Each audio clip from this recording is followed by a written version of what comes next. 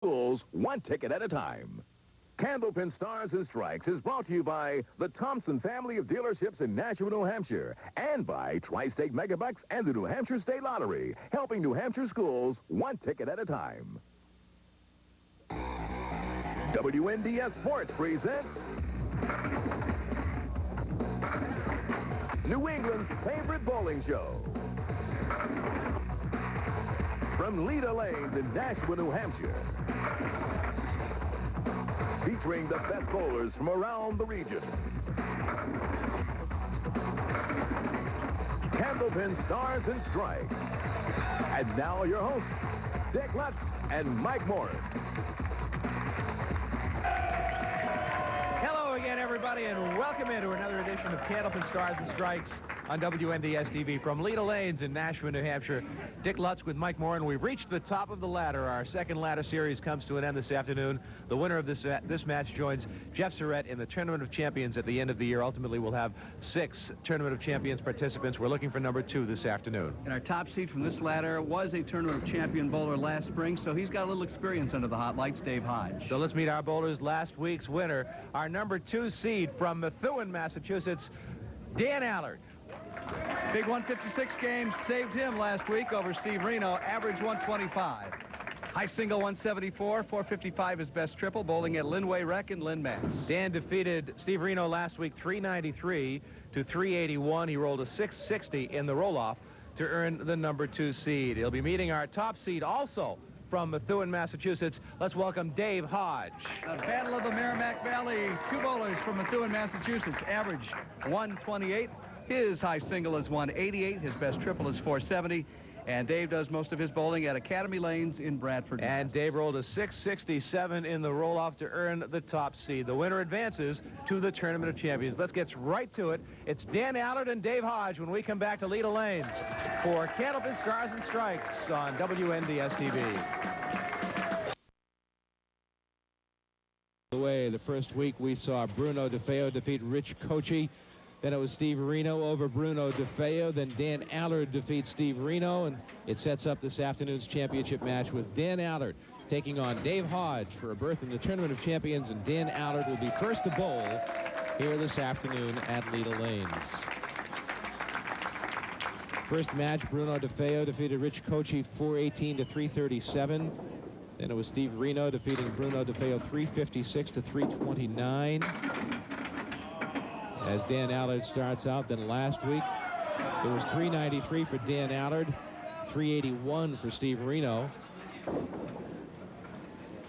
And the championship match this afternoon to determine the winner. Dan Allard would like to have that one back. After getting a break on his first ball, he was not able to take advantage. Missed opportunity there. We call it a squander, as they like to call it.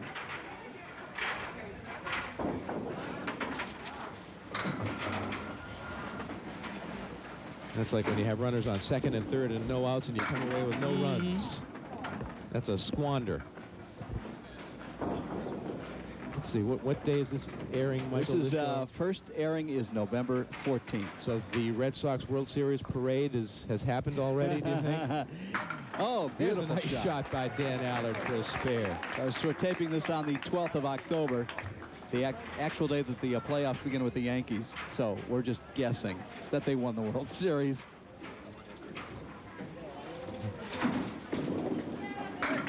Dave Hodge, the number 1 seed from Methuen.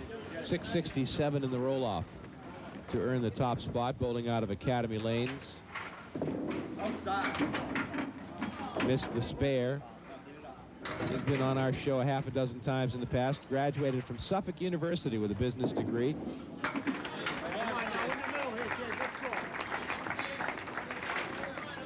Dave is working at the front desk at the Marriott Long Wharf in Boston. I will bet that is a fun job. I wonder if he's got any great Democratic National Convention stories to tell. You know, we'll have to ask him if we have any time at the end, which we probably will, because these guys are young and they bowl fast.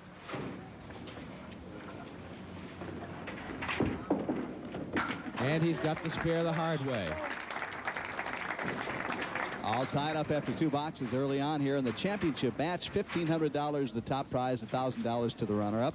Most importantly, though, top prize puts you in the Tournament of Champions. Dave Hodge, 24 years old. Dan Allard, 30 years old. Who says Candlepin bowling is for old-timers? Some of these young bucks can really play the game. It's for all ages, really. Beauty of this game. Dan gave it a good run, but didn't make the spare.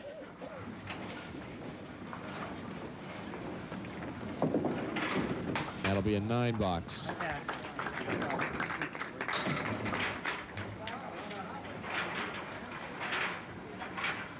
Dan works in telecom for Sullivan and McLaughlin, local 103 in Boston. He and Heidi have been married 4 years. They're expecting their first child. He told us last week it will be a boy. The little boy is expected in January. And Dan enjoys softball, golf, and working out. He looks to be fairly trim, doesn't he? He's in good shape. Oh, look at that for a shot. Wow. Watch this. Never expected he'd make that shot. He actually got it going by the first time. 2 marks and 4 boxes for Dan Allard. Here's Dave Hodge working on a mark. Put 7 in it. Flash away up there, kid.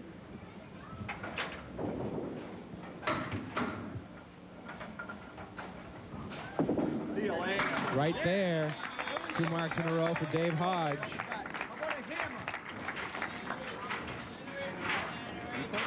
Watch it again. He played the spare perfectly right between the 2 pins.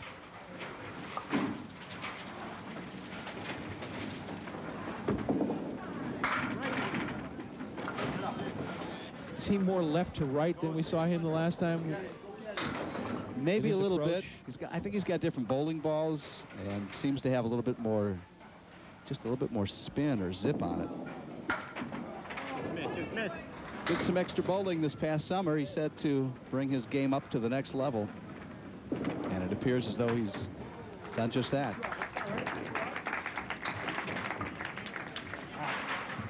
.52 through 4. Dan Allard at 45 plus a ball through 4. So we're virtually even right now in the early going. That one got away from Dan, put just 3 in the mark.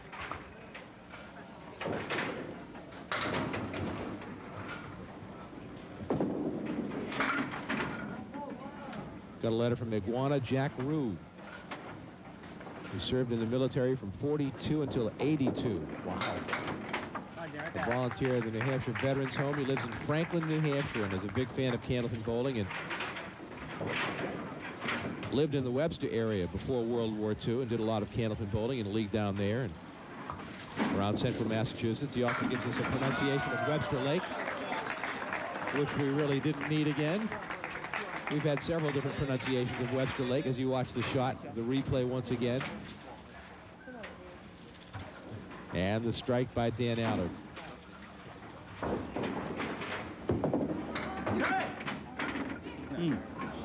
Just got a piece of the head pin on the right side. The ball was going away and never really took much else out. Jack Rue says he used to bowl in alleys near Holy Cross College. I can only think of Metro Bowl on the main, the Park Avenue side, which is down that neck of the woods.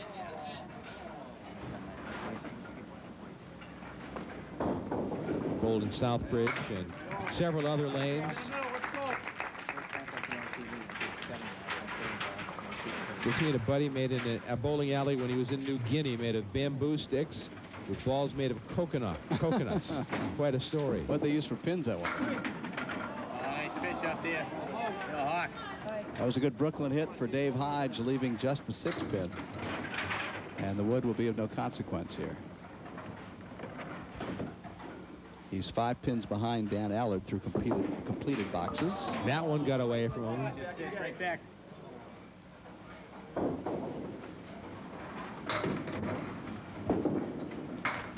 Couple of 10 boxes.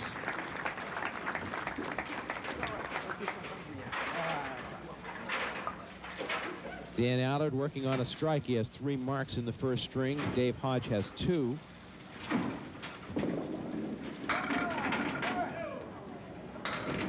Good first ball by Dan, leaving the 5 and the 9.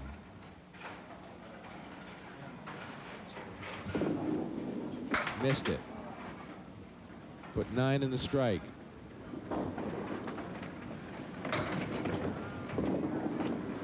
And give him a $10.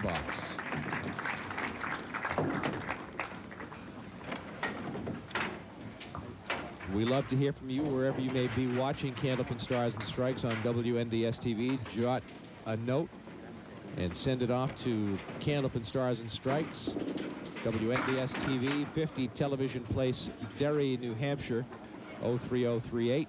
You can email us at bowling@WNDS.com. We will have a slew of emails next month. Our email's been down. A lot of changes taking place at WNDS TV. You will see it here over the weeks and months ahead. Keep your eyes and ears open. You're going to like what you see and hear.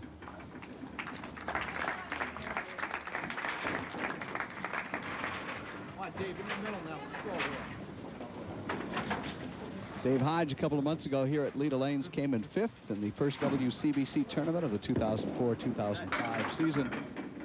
Number 5 position. Ready when it goes, Dave. And a nice note from Rita DeLomo of Shrewsbury, Massachusetts. She, her sister, and her sister's husband all watch every week. Will it go? Don't give up on it yet. That ball's rolling into the pit. It knocks it down.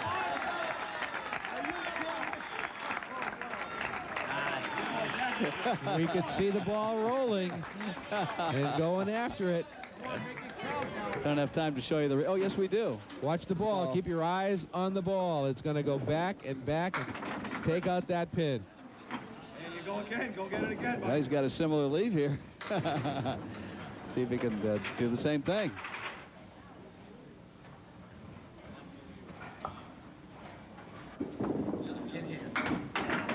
Watch out. Don't give up on it. Game is going to be very close to even. Just a pin or two apart. A 1-pin lead for Dave Hodge. And our apologies. His name, I noticed, is misspelled on the score sheet. It should be Hodge. Dave Hodge. Just noticed that. Sorry about that, David.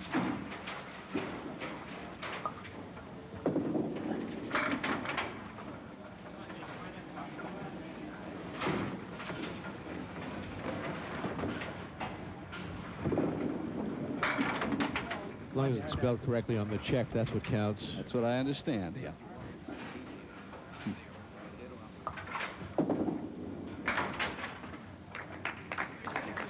Eight box for Dan Allard. Relatively low-scoring first string thus far.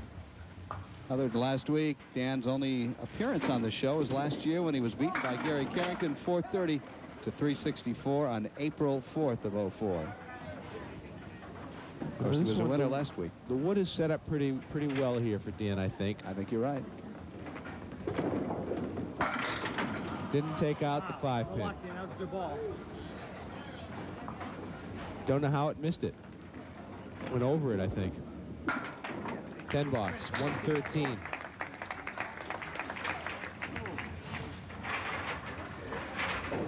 And that's how he started last week with the 113 game, but then he came roaring back with the 156. Here's Dave Hodge trying to take the lead. Touch up there, Dave. Touch. Here the bowlers talking to each other. We have a microphone up on the scoring table. You can catch little bits of conversation. Oh, wow. Did everything but make it. And we don't worry about the bowlers saying anything untoward. There'll be no wardrobe malfunctions on Candlepin Stars and Stripes. 106. Besides, we've got a month to edit the tape. Well, that too.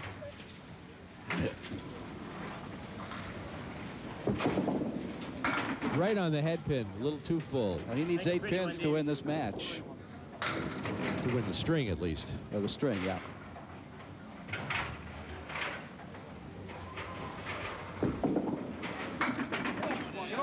Watch out, it's not over yet. There they go.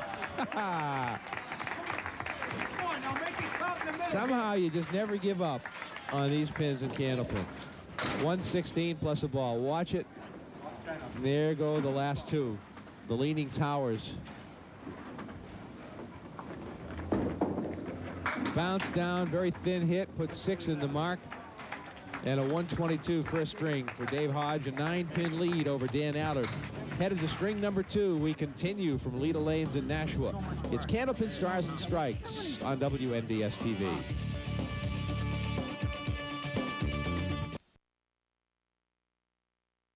He has a 9-pin lead over Dan Allard after 122 to 113.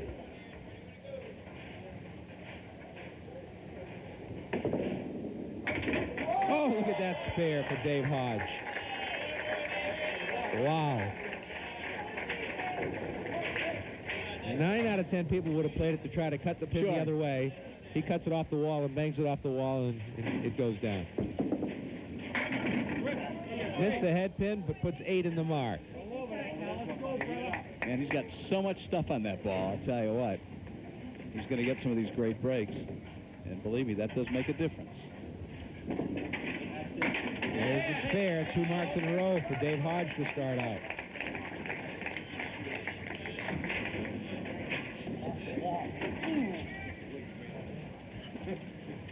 Dan Allard, who enjoys softball, golf, and just working out. Starts with a half Worcester. Becomes a dad with his wife, Heidi, this coming January, a couple of months away. So he'll end up okay after a half Worcester. Right back. Put a 9 box in it.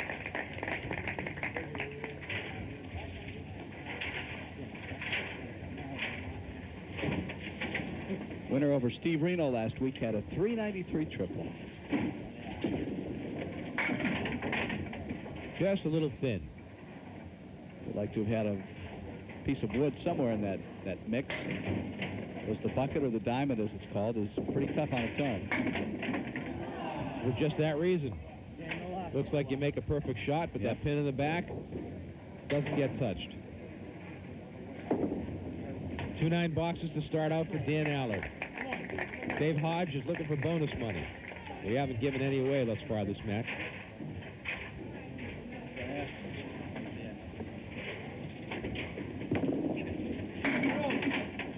Came in a little bit full on that.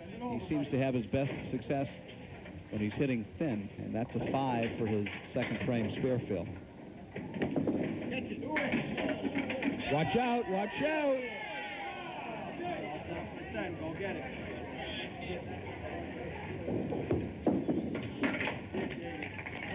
If he made that spare, I think Dan Allard might have headed for the exit.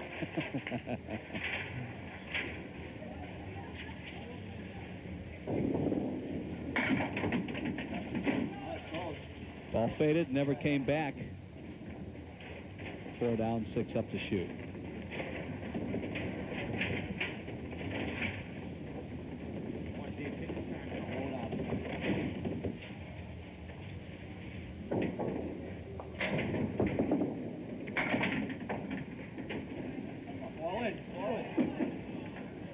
He gets great action after the ball goes through. Things continue to happen.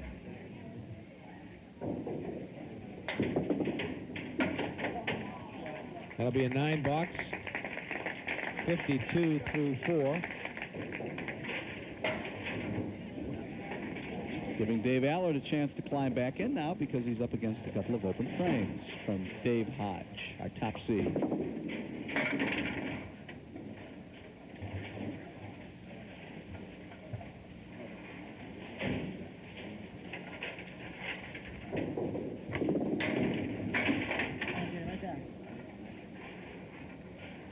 He's lost a little bit of his accuracy, but it will come back.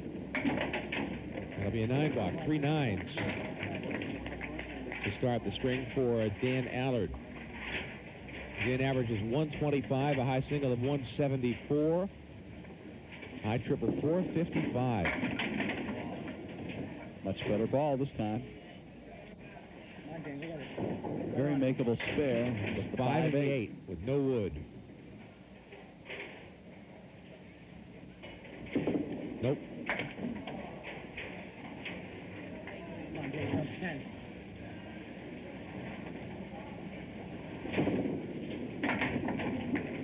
10 box, and we're going to go to the break. Dave Hodge in the lead. We're going to break. He has the lead by 24 pins over Dan Allard. As we hit the halfway point, he starts off with a strike after the break.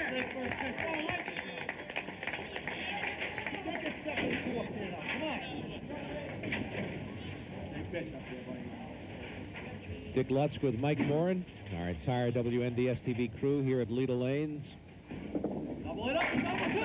Oh, threw a good ball. Kevin LaFawn's our director. Keith Webb is our engineer. Kristen Dupuis on replay. Rich Burke's on audio.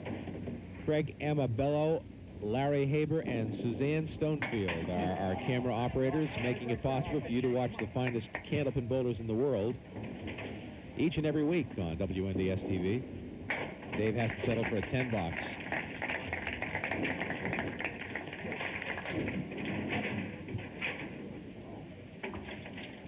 Dan Allard has some work to do. Looking for his first mark of the second string. Missed the head pin. Come on, Dan, run to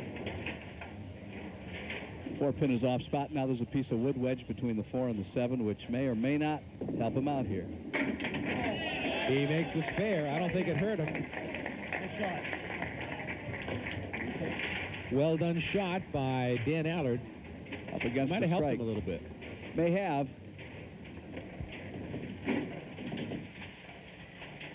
Chance to gain some ground back here as he is up against a Dave Hodge 10 box. But boy, that's going to be tough with a 5 fill. And then to pick that up with no Feldwood on the plate, going to be tough. 2, 4, 5, 7, 10. Almost made the shot.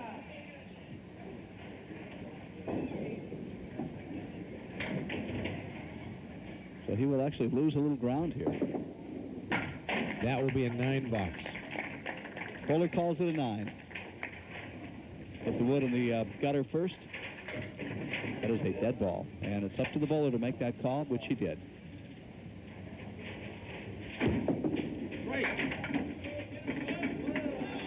Still falling for Dave Hodge.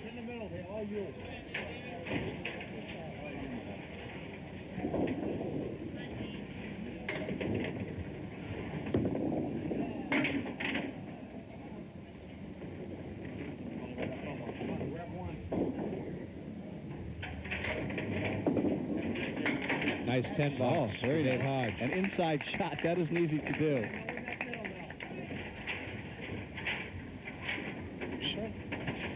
Watch it again. He plays the 1 to the inside. The ball takes out the 7 pin.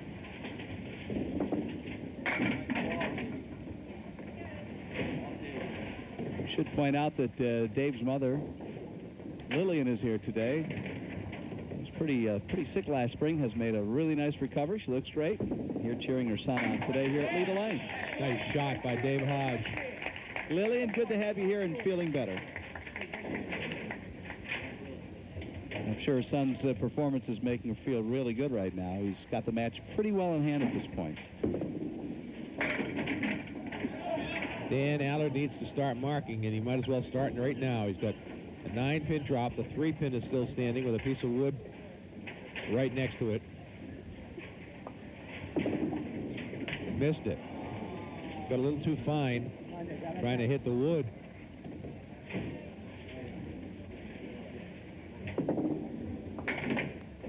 Takes the pin cleanly for the 10 box. Dan digging himself a hole right here. Some missed opportunities, or squanders as you called them earlier. And some easily made spares today. Could have been another 30 pins.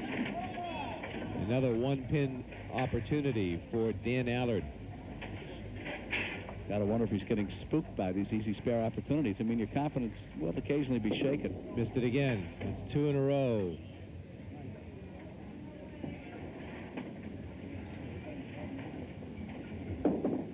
Missed it to the other side. That'll be a 9 box.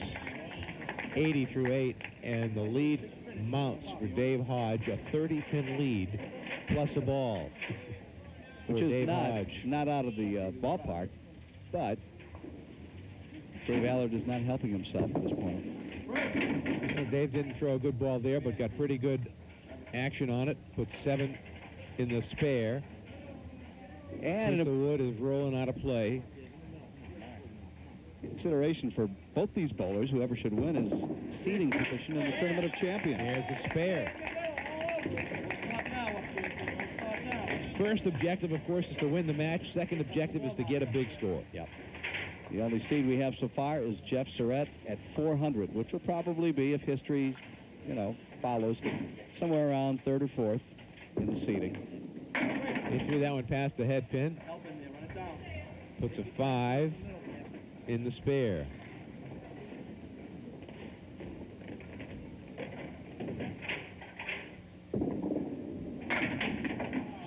Nicely thrown ball and almost made the spare. He is at 132.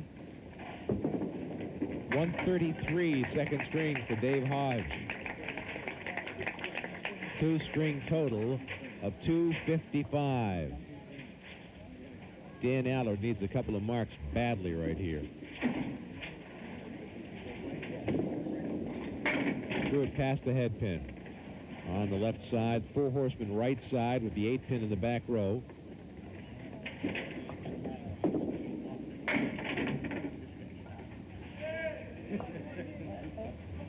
It's not going to take it down.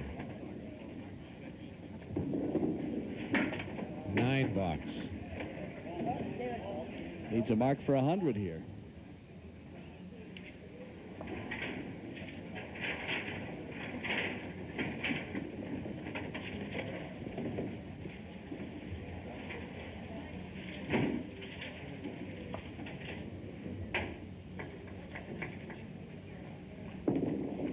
Again, he threw it past the head pin, but he got a great break.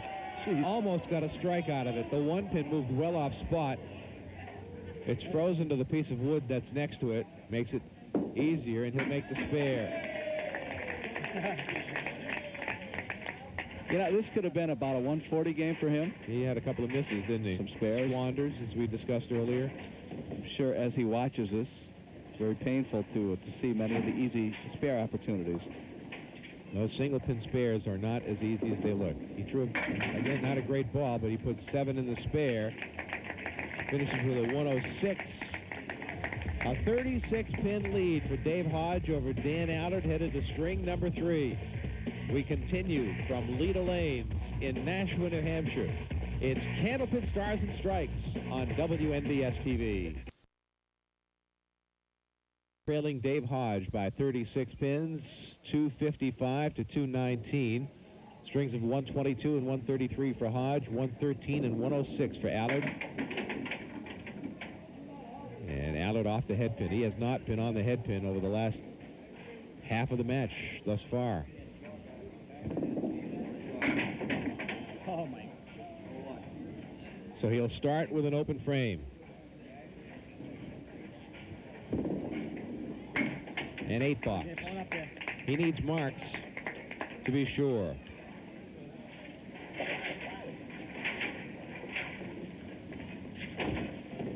Dave Hodge is bowling about his average. 255 through 2 for a 128 average is about on par. Dan Allard, however, at 103 and 106 is well under his 125 average by about 30 pins through 2 games.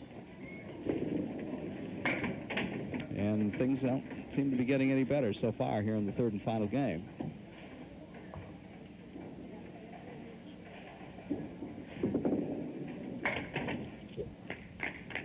Pair of 8s for Dan Allard beginning the last game.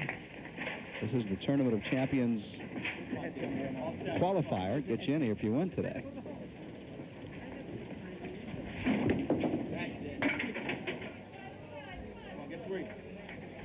Spread eagle, we saw Steve Reno pick this up a couple of weeks ago. It's a thing of beauty when it happens. Michael, we have a lovely note here from Catherine Kit Simmons. It's S-Y-M-O-N-D-S. It's Simmons or Simons. I hope I pronounced it correctly. I'm not sure which is correct. Dear Dick and Mike, I'm 81 years young because that's how I feel. She feels young. And I've been watching your show ever since Natick stopped televising. My purpose in writing is mainly to compliment you two gentlemen on your approach in broadcasting the bowling. Not even the highest paid announcers do it so well as you do. I'm truly not a garrulous person, but I did so want to express my appreciation of your talents and abilities in handling the broadcast. Thank you for many hours of entertainment. Sincerely, Kit Simons. Well, isn't that nice? Thank you. Isn't that very nice? Sweet. Thank you very much. We enjoy watching as you do. We feel privileged that we get to be a part of it every week, up close and personal, and hope that we bring you a bit of a flavor in the background of the game.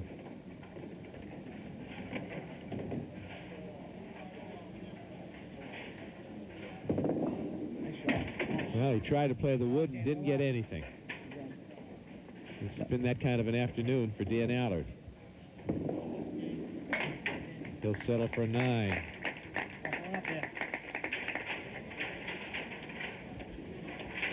A 393 last week in his win over Steve Reno. He will have difficulty approaching that number here.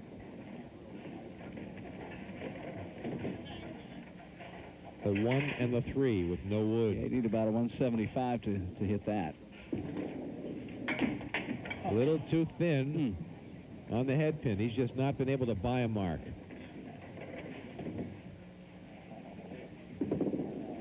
He'll settle for a 10 box. Dave Hodge working on a spare. Just tries to increase his lead.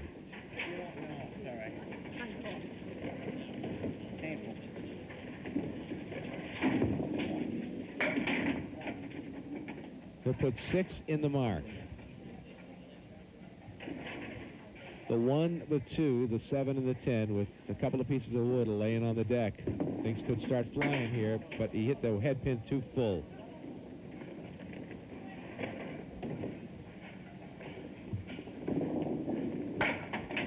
And that'll be an 8 box.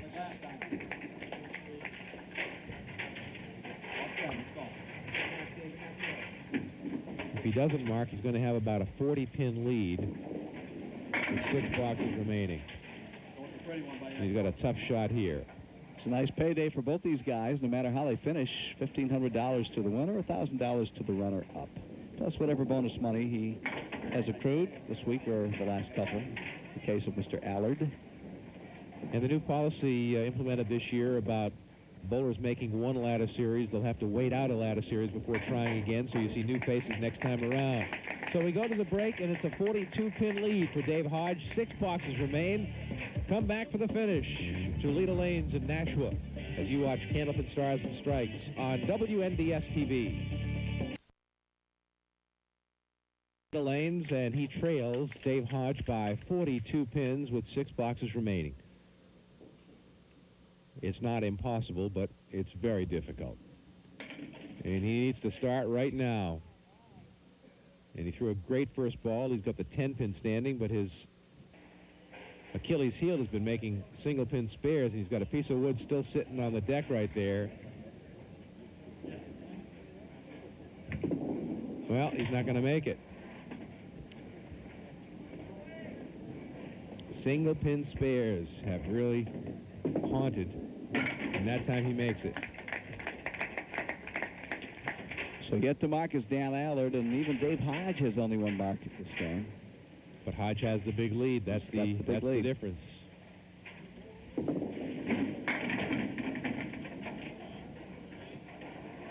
Another spare opportunity for Dan.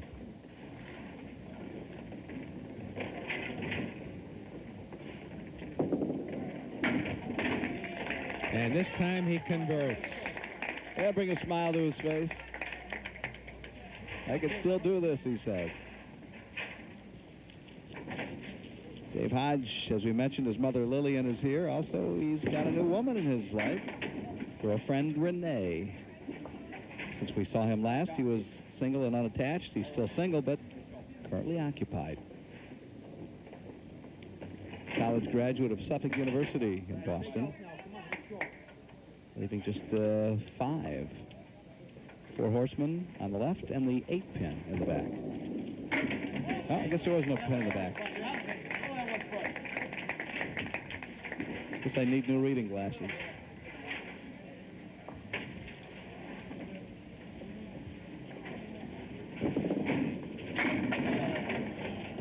down, Wood. Stick 'em Well, down. it's the 5 and the 10, and, well, there's some wood. Making an interesting shot. He's up against a Dan Allard spare. Dan's first this game. Dave Hodge also has just 1 mark. Got a note from Jim Haynes of North Billerica, who sends along a newspaper article written by Doug Hastings in the community newspapers about 94-year-old Sam Marcus and how important bowling is to Sam. And 82 average, a high single of 110, a triple of 285 for 94-year-old Sam Marcus. How about that? He didn't start bowling until he was 87. Are you serious? That's what it says right there. And he's what, 94? 94. Wow. That's great. Nice story, and it's, let's see, the bowling alley is Woburn.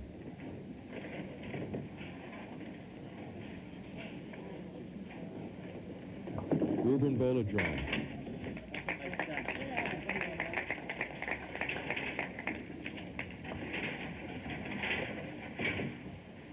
He finished the league with that average. Yeah, that's really something. Well, it is a great activity for those who are up in the years. It's a game that still requires a great deal of skill, but the equipment, the balls aren't as heavy as 10 pins, making it a bit more manageable for those of us getting up there. Well, Jim Haynes right that Sam's average is down to 74 this year, but he wins the 50-50 pool often. Does he really?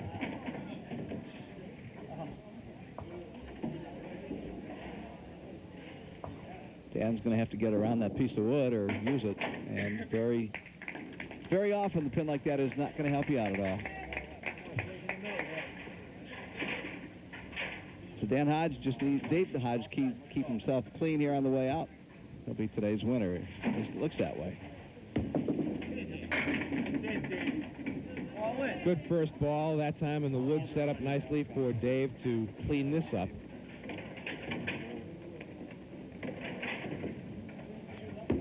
He didn't go for the wood. He went straight on at it.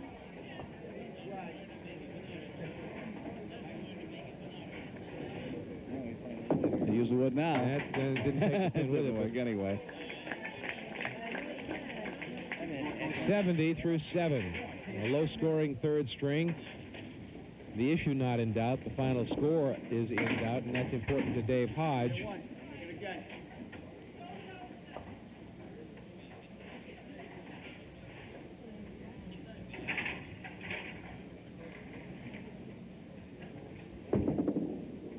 He threw it past the object pin, so he'll be open in the 8th frame.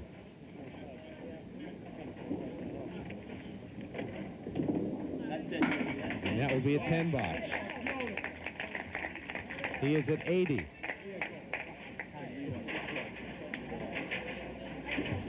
And Dave Hodge is going to be at the low end of the qualifiers for the Tournament of Champions, I dare say, unless he really finishes strongly.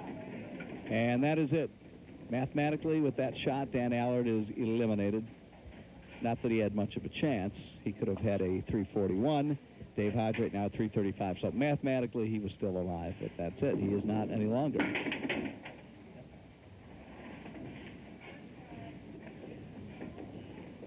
So we have 2 now in the Tournament of Champions, Jeff Surratt and Dave Hodge. 2 of the young guns of Candlepin bowling.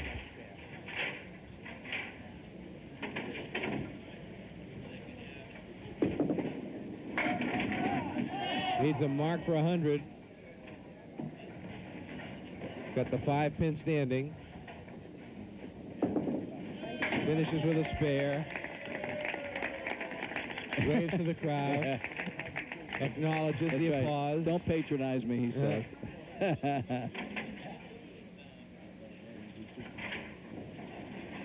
A strike for 328.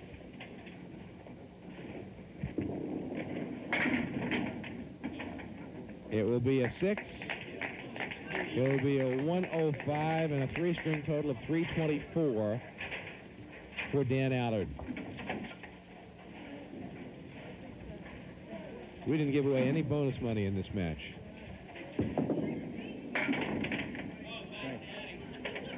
Come on, Dean, go get it.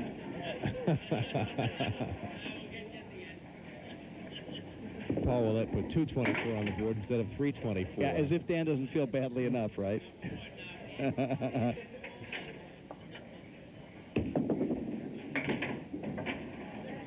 Dave Hodge is $7 as he plays out the string. He may not hit 100 here. He needs a mark for 100. When's the last time somebody didn't hit 100 and still made it into the Tournament of Champions? Won the match, yeah. There they go. Will that pen go? Yes, it goes. A strike. You see all the body English on that? It was a matter of pride to get to that 100 mark. I think you're right about that. Watch it again. Watch that 10 pin. It takes forever. It gets kicked, it rocks back and forth, and there it goes.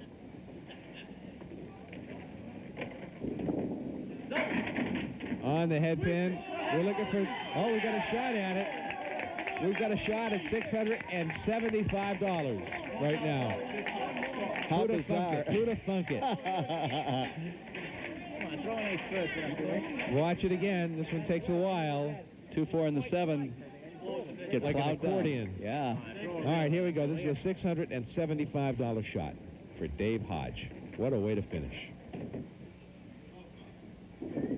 There it is.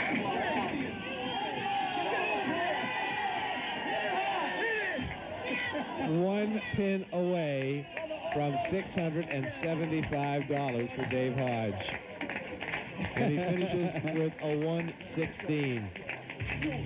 A three-string total of 371 and a berth in the Tournament of Champions. We'll come back to meet our bowlers when we return to Leda Lanes in Nashua for Candlepin Stars and Strikes on WNDS-TV. Collect the runner-up prize of $1,000. $393 last week, $324 this week. What happens from week to week? I had the answer. I would have done better than 324, that's for sure. We see it happen so often in this game of Candlepin bowling, how a guy will get a hot hand, run a hot string or a hot triple, and then the next week things aren't the same. And it's you try to make adjustments during the match, but it just isn't that easy. I tried moving up a little bit. I couldn't hit anything. Even when I got spare leaves, I missed them, so I didn't deserve anything today. Does it become a little bit of a mental block when you start missing a single pin spare, then you miss a second single pin spare, then those pins look smaller and smaller? Yeah, they're looking like toothpicks up there. And I mean, he was doing a good job. He was trying to keep me in it. He was carrying me for a little while, but you know, he pulled away at the end. He did a good job. You know, the funniest things happen when the cameras aren't rolling. And Dan walked up and what'd you say about the money? I said I felt like I'm stealing after that performance. Well, for those that have never bowled on television, let's face it, most people watching never have. How is it different doing this under the lights in a longer period of time than bowling, say, a 10-string match? The lights make all the difference. It's really hot. I don't think you can really appreciate it watching on TV. But after 3 strings, the first match with Steve Reno, I was tired. I was like, I need about an hour break. But, you know, you don't get much time. It's right back up there. And I just wasn't ready. I was terrible. You'll come back again. Absolutely. You acquitted yourself well. We look forward to seeing you again. Dan Allard, congratulations to you. Thank you very much. Now the bonus ball contest. We gave away some cash a couple of weeks ago. We've got $20 in the bonus ball jackpot. We'll have Dave Hodge step up to the line. And our contestant is Phoebe Brown of Manchester. And Dave, she wants you to knock down 5 pins. See if we can knock down 5 for Phoebe Brown of Manchester for $20 in the bonus ball jackpot. Hey! A 5 for $20 for Phoebe Brown of Manchester, New Hampshire. Come right here. I don't know. That kind of a day. After somewhat of a lackluster third string, you had that shot at $675 at the end. Did you know there was $675 in the jackpot? I knew it was up. I didn't know how much it was, but I had nothing left. I figured just one last try at it. The pin was almost there. It was exciting. You know, it was very exciting. It was an exciting finish for us to a match that was 371 to 324. Now, again, do you know in your mind as you're winning the match that your score is important for seeding in the Tournament of Champions? Oh, yeah. I mean, I was trying. I used it all for the first 2 strings to get myself so hyped up, and my hypeness was taking a lot of my energy out of the lane. So, but I mean, I bared down the end and got the 2 double strike in the last box, and you know, every pin counts because I was there last year, and I went from first to last real fast. So I knew every pin counts. That's right, Dave. You had I think 401 last year to qualify, and this year you're coming in with 371, so that will probably put you in fifth, maybe sixth place. That's all right. It's more fun. You have to work my way up to the top, hopefully, and just see what happens from there. He's a young guy. The glass is half full with Dave Hodge all the time. You told me that you bowled on a couple leagues this summer to kind of step your game up to the next level. How do you feel that your game has improved as a result? I've been a lot more consistent. I'm not throwing big numbers anymore. I'm more consistent, 130s, 120 stuff, and just being a lot more accurate and pinning more. Because pinning's crucial in bowling. If I didn't make a lot of 10 stuff, it makes it a closer match. And he missed a few marks. Just a big difference. But being more pinning and getting more accurate is what it comes down to. My observation, correct me if I'm wrong, is that you changed a little bit from the last time we saw you. Have you moved a little bit to the left to right? I'm actually throwing more of a rotation on the ball and get a little bit more spins. Like I missed the hip in a few times and got some nice breaks. It's changing. That's all it is, changes. But I was life lucky. Is good. Life is good. Mom's doing good. You got a new girlfriend. New girlfriend. Got $1,500 in your pocket. Where are we going for dinner? Going to Red Lobster. I just want to say hi to my sister who's home watching and my little buddy Tucker who watches me every week. All right, Dave. Thanks very much. Congratulations. We'll see Dave you in Hodge, April. Okay, our man. winner. I didn't give him his check. I'll give it to him after. I'll give it to him off air. We'll take it to Red Lobster. I'll give it to him when we get done. So a great ladder series comes to a close. Yeah, we've got 2 guys in, and we've got 4 more to go. It's Jeff Surratt at 401, and now Dave Hodge at 371, and we got a long way to go till we fill that ladder. And 5 new bowlers for you next time as we start a new ladder series looking for number 3 in our Tournament of Champions. That'll do it for this week. For our entire crew and Mike Moore and I'm Dick Lutz. Thanks for watching Candlepin Stars and Strikes on WNDS TV from Leda Lanes in Nashua, New Hampshire. So long, everybody.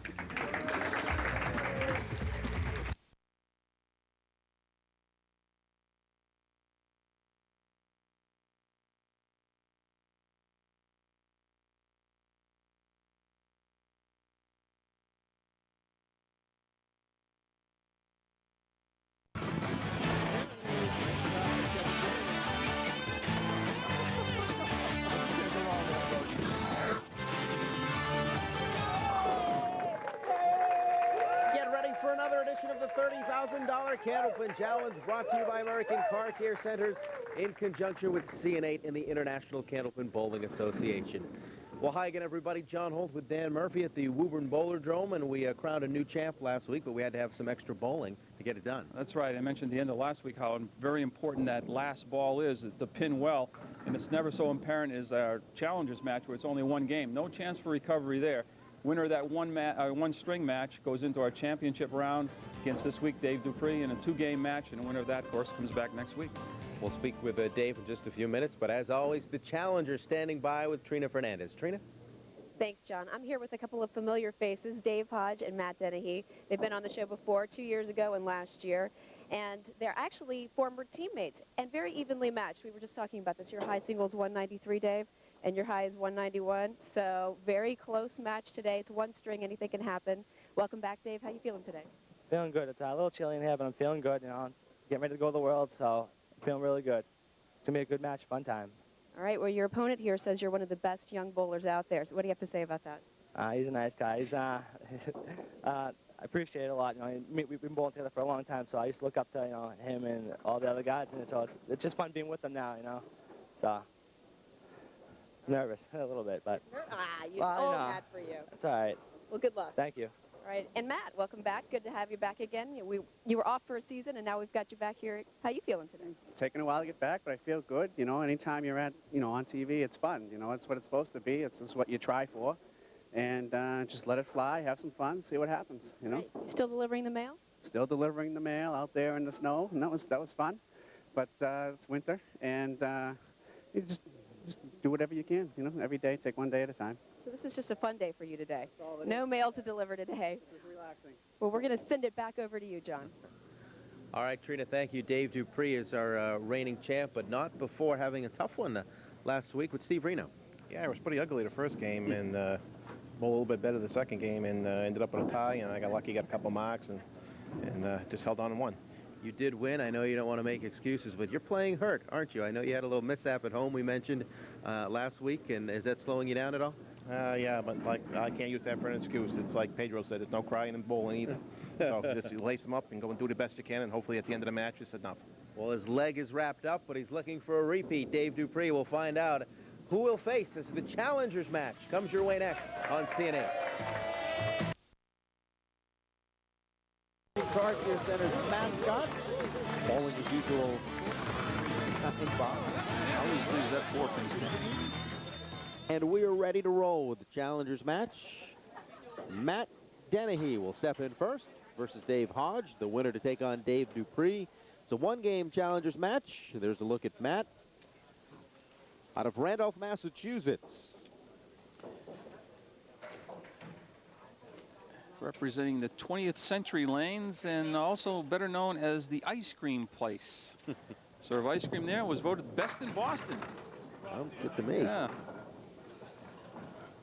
Not real fancy on ice cream this time of year, but it's good anytime. Yeah, it really is. Just eat more of it in the summer. He'll leave that one up. No mark here in the first. See if he can pick up the 10 box to open with.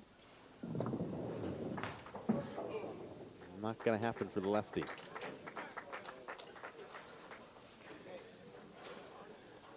Over to lane 36. It is lane 35 and 36 we use here at the Bowlerdrome in Woburn.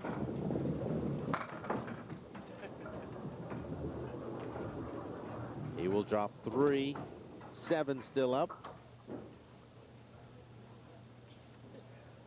1, 3, 6, 10, 9, 4, 7. Try there. Tried my darndest to keep Earl away from these bowlers so he didn't give him any hints like he did this the last week. Boy, they had a tough time.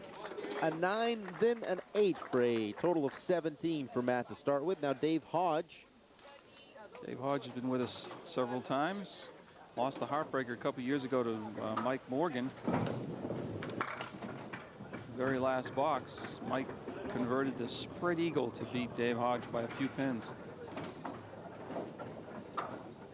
Got the 7 to the left, 3, 6, 10 to the right. Some wood pointing right at that 7.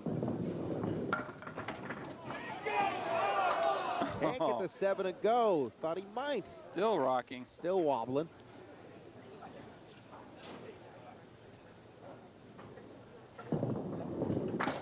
And a 10 box instead for Dave. See what happens. Comes close to that 7 pin. It's actually looked like the 3 pin stayed in play and actually hit the 7 pin.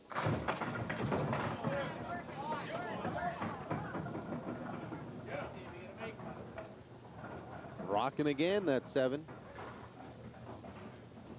See, he's got the 3, 7, and 10 piece of wood there. You might want to carry the ball off that piece of wood into the 3 pin.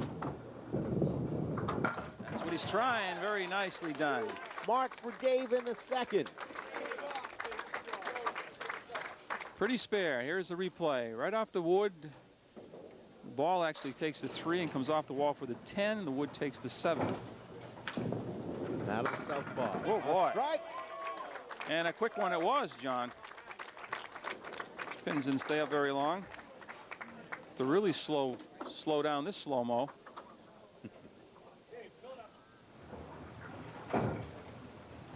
Here we go with the fill for Matt. 2 balls here in the 4th. Starts it out with a 6.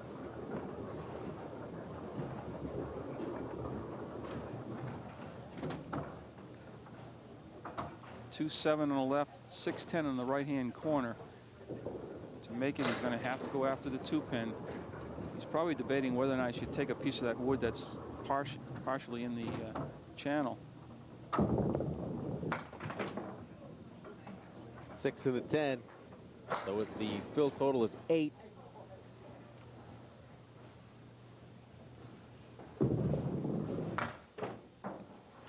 .44 the score through 4 for Matt. Now Dave coming off that spare in the second. He's a 127 bowler. Healthy fill of 8 pins. Buries it in the pocket, leaves himself to 5-8, trying to make it 2 marks, 2 spares in a row.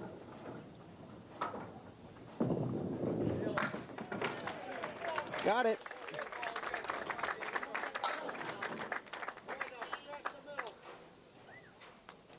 Fill ball in the 4th. Drops half the pins, add 5 to his total. 8-pin advantage for Dave Hodge.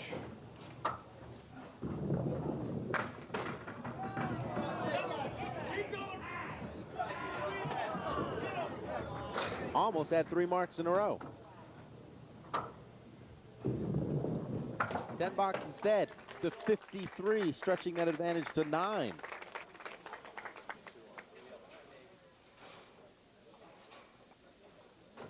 Now Matt Dennehy back to the lane where he had the strike in the 3rd.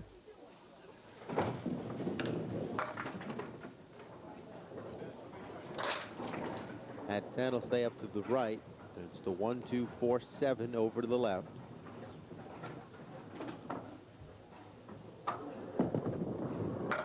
Oh, great. All. Good execution. Great mark. 4 horsemen to right, left, plus the 10-pin. Played it on the inside. Watch the ball go down and take out the 10. Right there. Very nicely done by Matt Dennehy.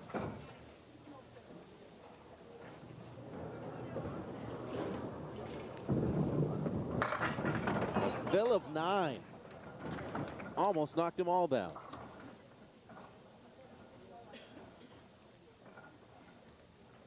Just trying to go 2 marks in a row. 3 marks out of the last 4 boxes. We can knock down this 6-pin. Got it. He's feeling it now. Up to 73 consecutive marks, and as Dan alluded to, 3 of 4. Dave Hodge can make it 3 of 4 here with a mark in the 5th.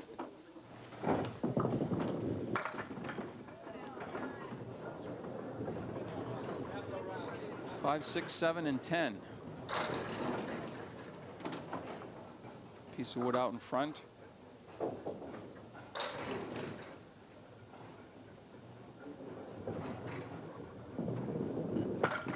Oh, nicely done. 3 spares over the last 4 for Dave Hodge. Played the wood effectively here. Snapped the 5-pin all the way into the 7, and the wood took the 6-10.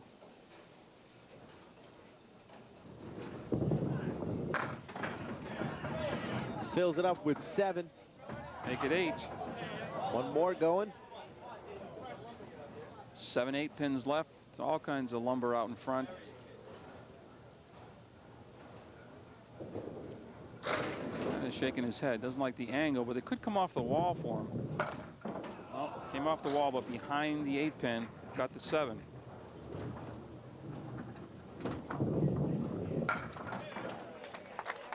That'll put him up front by 8, out in front by 8, 81-73.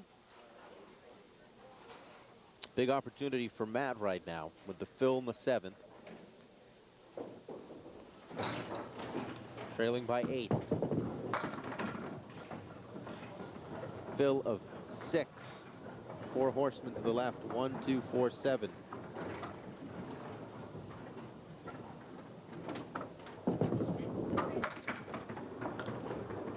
And only the head pin remains.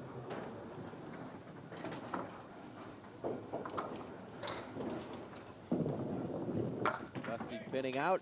Add 10 more to that total, up to 89.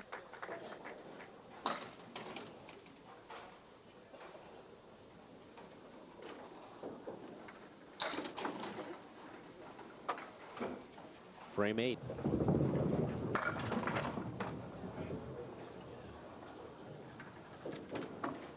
Six of the 10 going.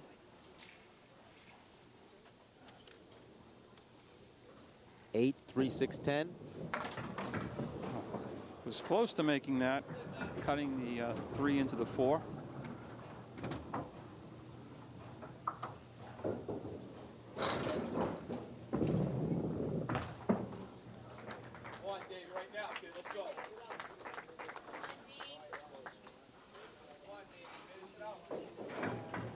Now Dave Hodge with 4 frames remaining, up by 2 through 6.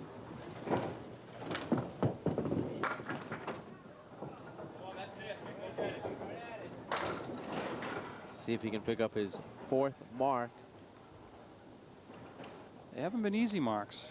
Made some terrific shots. This time he's looking to 5, 7, 8, and 9.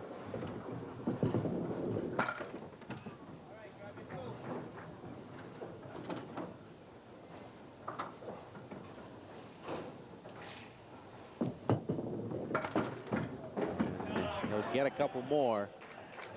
It's going to put him ahead by 1, 90-89. Opposite the open frame in the 8th now. Both bowlers with 3 marks. Dave Hodge, as you're looking at now, has 3 spares. Matt Dennehy, 2 spares and a strike. Straight up the middle to drop 5. We have Captain Obvious in the audience. Said too full.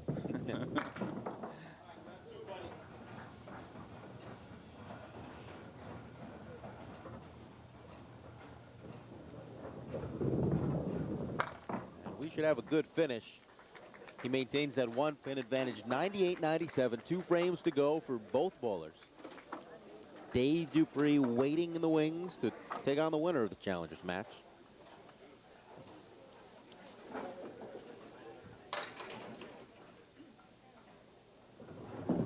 Matt Dennehy in the 9th.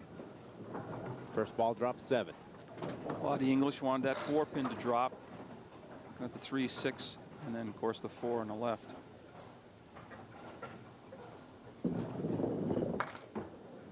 Picks off the 6 with the 3 and the 4 still hanging around. So no mark in the 9th. And just 8, moving the total to 105. Final frame, Challengers match.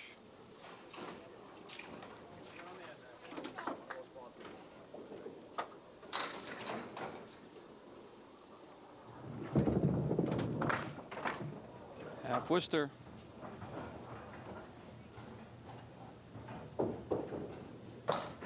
Eighth pin still staring Matt Dennehy in the face.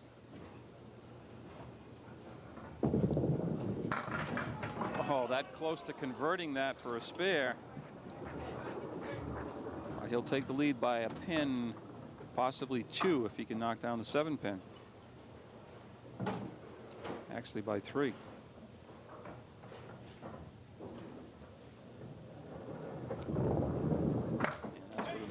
Gets it, so a 10 box to finish on. 115 the total for Matt Dennehy. Dave Hodge needs 17 to tie, 18 to win. And that'll likely do it. Matt Dennehy knows it. Big strike in the 9th for Dave Hodge. Big ball, as John said. Looking for the double. That certainly is enough. See if he can finish out with a spare and an extra ball. It'll be the battle of the Daves again. Dave Dupuis, Dave Hodge. Just looking for the final numbers here in the Challenger match. 1 more ball to go.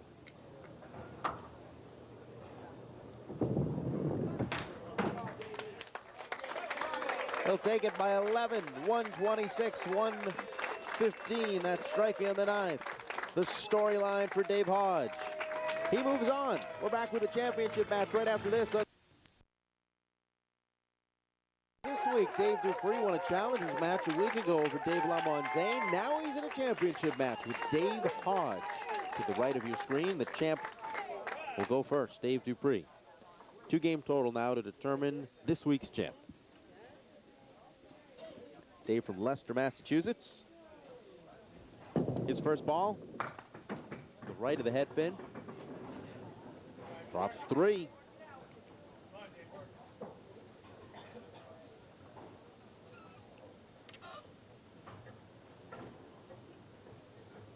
Surveying the situation. He's ready. Oh, nicely done. Was checking things out for a reason, had a plan and executed it. A spare for Dave Dupuis. Just catches the head pin. Head pin does a lot of damage coming off left sidewall for that spare. Last week it took Dave 12 boxes to get his first mark. Spread eagle. To split it up the middle. 2-4-7, 3-6-10. So he filled 4. Follows it up by grabbing another 2-pin.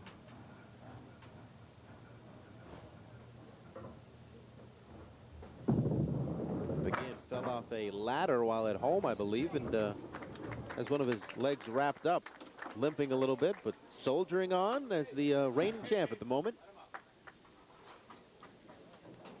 Now Dave Hodge, a 126-115 winner, the challenge match.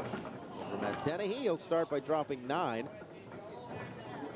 Trying to pick up where he left off through a big strike in the 9th frame of that challengers match to secure that victory. Trying to start with a spare here, and he does.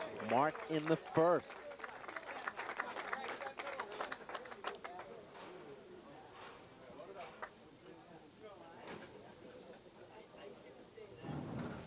He will fill with 8s, make that 7.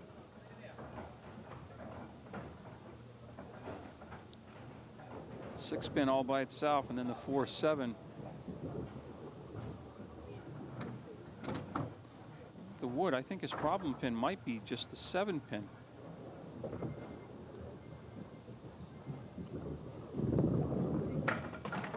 Problem pin now becomes the 4. Great try.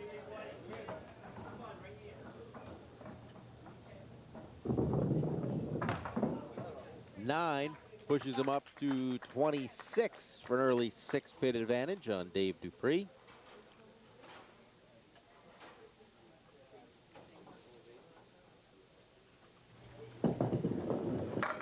The head pin to the left, still gets 8 to go though. 1 in the 3 hanging around.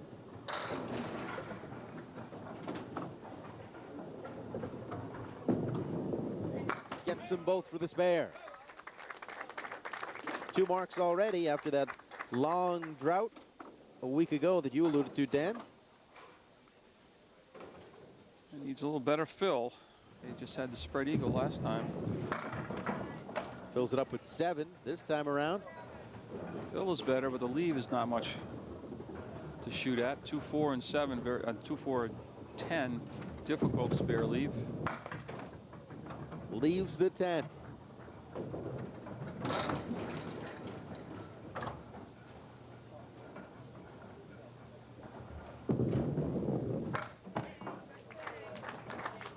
And he is at 47 through 4 frames complete in game 1. We take a 2-game total to crown a champ every week. Now it's Dave Hodge. 1 pin shy of a strike. Lonely 4-pin. Trying to match the spare already put up by Dave Dupuis in the 3rd. He's right on each bowler with a pair of marks. See what he can fill it with.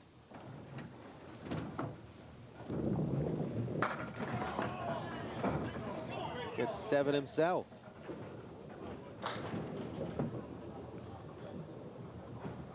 Five, 7, and 9. Gonna have to play the wood out in front, but don't like the way it's really situated now. It's gonna come backwards. Actually had 1 piece fly to the right and 1 to the left. Matches the 10 box from Dave Dupuis and has himself a 6-pin lead at 53-47.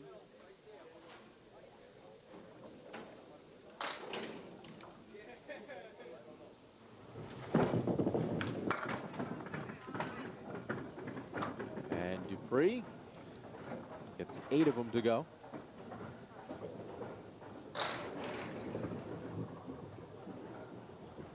Two and 7 left. No wood. Play the inside and have the ball take the 7, or play the 2 and have the 2-pin take it, but neither's going to happen.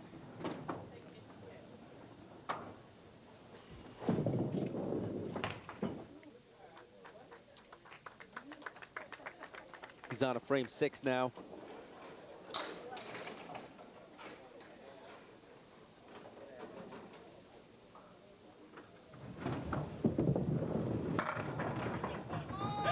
There you go. Strike. Took a little while to develop, but it counts just the same. A strike for Dave Dupuis in the 6th. Looked like the 2 and the 10 were going to be left. Those are the last 2 to get down for that strike. Dave Hodge is going to shoot the 5-7-10.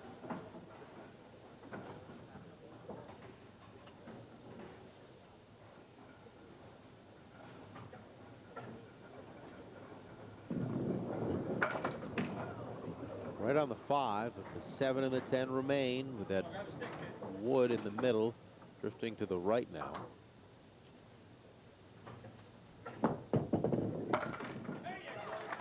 $10 to 63. Now he's opposite the strike though in the 6th. Still nursing that 7-pin advantage through 5. Matching strikes. An eye for an eye, a strike for a strike. We're through 6 in game 1. We've got a good one in the battle of the Daves, each with their own strike to finish the 6th. Back with more after this. Look forward to having you. Good one today in the championship match. Dave Dupuis and Dave Hodge, both with strikes in the 6th. Now in the 7th, Dupuis will fill the next 2 balls. It's amazing. They both have 2 spares and a strike in the same frames. The 1st, they both spared. The 3rd, they both spare. And in the 6th, they both struck. Keeping pace, precisely keeping pace. He's got the 6 and the 7. Piece of wood. It's probably going to go right at the 6-pin. Hopefully the wall, it comes off the left side wall and over into the 7. Almost converted that. 9 on the strike.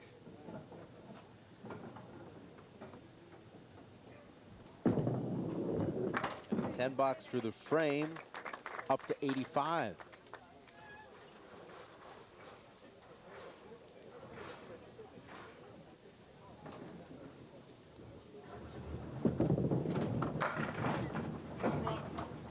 Three, 6 and 10 to the right. Makeable spare. See what the right-hander can do. Gets all 3.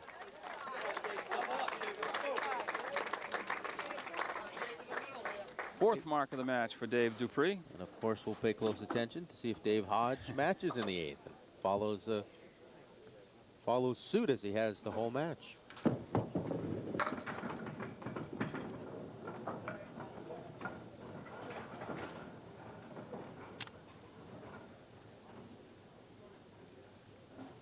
One, then 8 and 10 in the back row.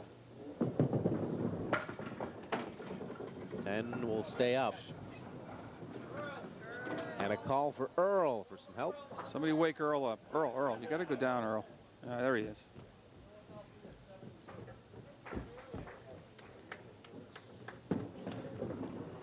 His job done. A nice round of applause from the crowd. Back to Dave Hodge, who finishes it off.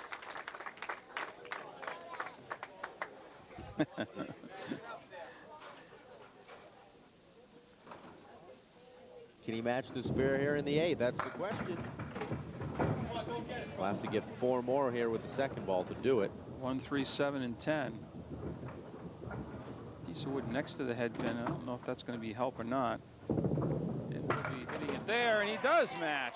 Unbelievable. Every box. Anything you can do, I can do better, or at least equally.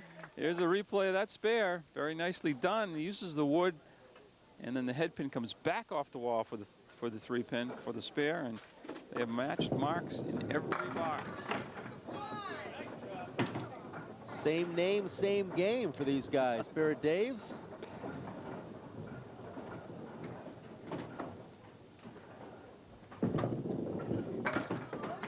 Another mark for Dave Dupuis after the fill of 9. Dave says, I'm going to try something different. I'm going to get a couple marks in a row. See if they can match that. Big 9 fill and another spare.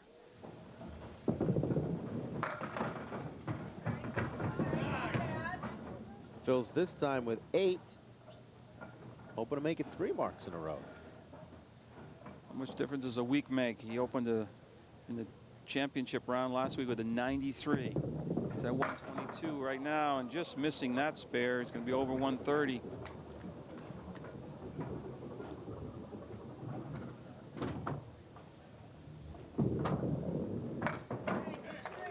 $132 the total for Dave Dupuis. In game one. You see all the marks in the same frame each time, so pressure's on. Yes. Oh boy, if he's going to match this mark, it's going to be a good one. 4, 7, 8 in the right-hand corner, left-hand corner, the triangle with the lone 10 pin on the right.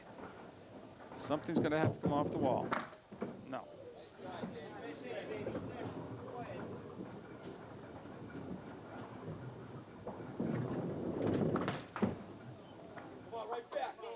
Got that one in the channel.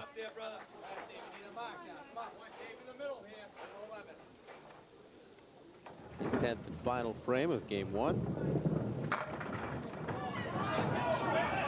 9 of 10 going down. He could finish with a mark. Looking for a bonus ball if he can do it. Oh. Dropped that one right on the foul line. A little skip, and the ball never came back. His ball usually breaks from right to left, and that took a little bit off the ball. And it stayed out to the right, missed it. Got the 10, though.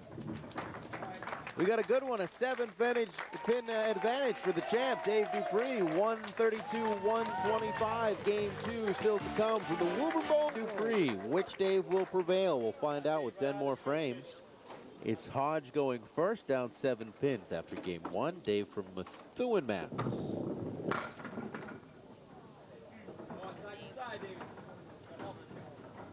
Dropping half, 5 of the pins, 5 still up.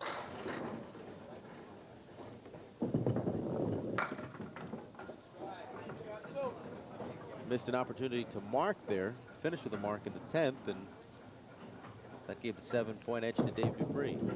7-pin edge, excuse me. He'll open with an 8-box.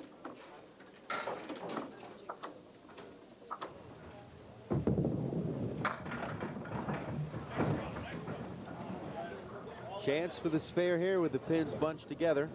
3, 5, and 9 helps with a piece of wood next to the 3-pin. Has a tendency to keep the 3-pin in play for that sleeper in the back. Oh, he went by these object pin, which was the 3.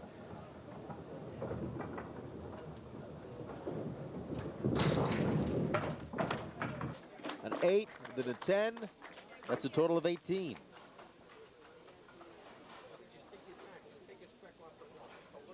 Now Dave Dupuis looking to keep his championship. He's from Leicester, Massachusetts. Dropping 6.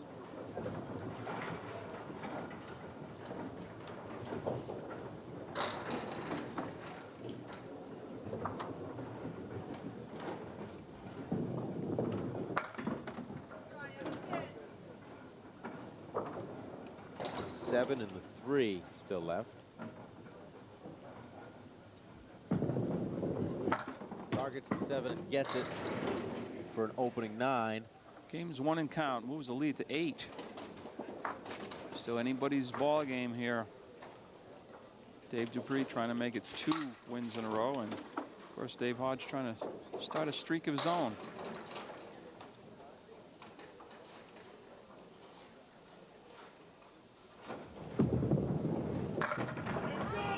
Big strike. Dave Dupuis in the 2nd, delivering the strike.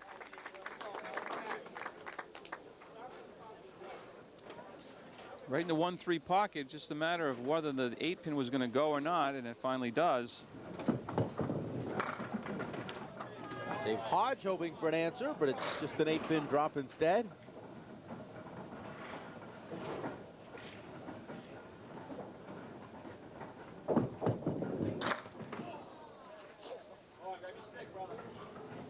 Not marking the 3rd. Well, he's on his object pin that time, the 2-pin, but just too full. Drove it straight back, ends up with a 9. A 9 and a 10 and a 9. Not, excuse me, an 8, a 10 and a 9. Moves the final pin, but can't knock it down. Slid it over. 3-pin that almost became the head pin. Oh, you just pushed that ball. Missed opportunities here in game 2 for Dave Hodge. He's really talking to himself there because he had room to miss to the right. 237 now. And Dave Dupuis following the strike in the second frame. 2 big fill balls coming up.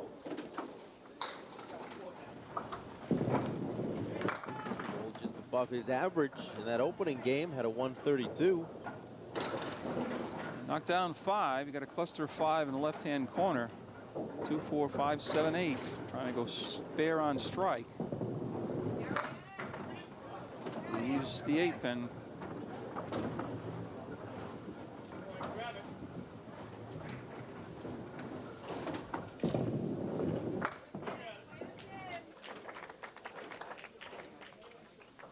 Stretching his lead to 18 pins through 3 complete. Now his turn in the 4th of game 2. 6 more.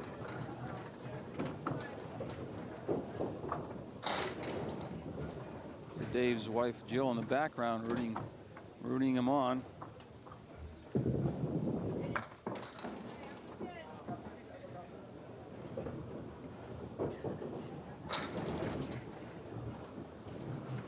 He'll go open in the 4th and get an 8 box to move to 46. The lead dipping to 16. 9 for the game, 16 overall. Dave Hodge is going to need some marks now. 6 frames to go. Not in the deep hole, but does have to make up some ground. Right in the head pin for a strike. Beauty.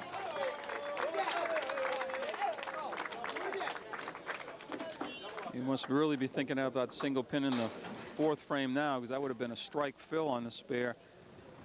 Looking for the double, though. Just touches the head pin and almost gets the double.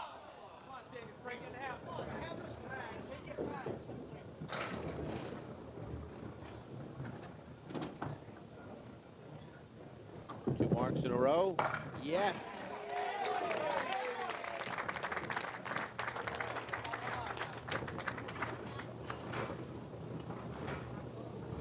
Gonna make Dave Dupuis need to respond.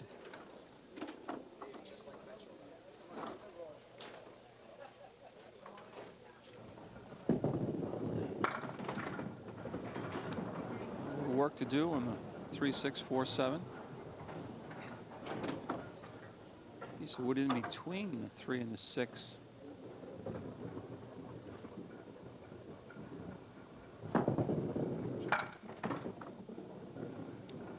It'll be open in the 5th.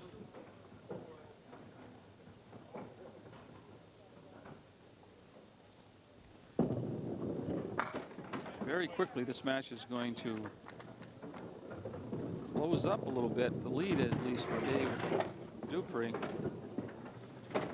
is down to 5 now with a spare working for Dave Hodge. So he's going to have to match that spare, I would assume, that if he's going to keep the lead.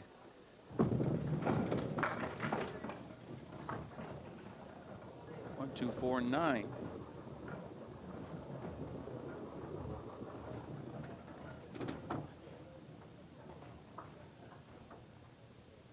Finishing out his 6th frame. And he'll need a 3rd ball. Just missing the 9 pin, but as John said, he'll need that 3rd ball. And after the break, Dave Hodge will have a chance to reclaim the lead. And it's certainly tightened up. Dave Dupuis ahead by 4 pins. Back for what should be. Or if you bring the donuts and coffee, as is tradition, we'll know you first timer. That's true. Those are the rules. But those donuts are usually gone by 7, so I don't know if they get here that early. We can keep Earl away from them. They last a little longer. Dave Hodge up now, dropping 7, so he'll fill with that 7. Had that spare on strike in 6 and 5. 3 marks in a row. Almost. Just missed it. Yeah, Earl has contacts here in the audience. You know that those donuts that begin with K and K? Somebody brings him a dozen. He puts them in the car and locks them away. Never gives any of us any of the donuts. Really? He locks them away. People don't know that little story, but I do.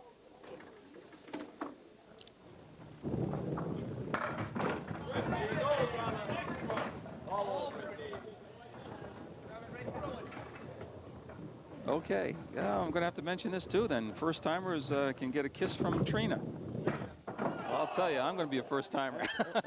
That's a lot sweeter than the donuts. That's right. Forget the donuts.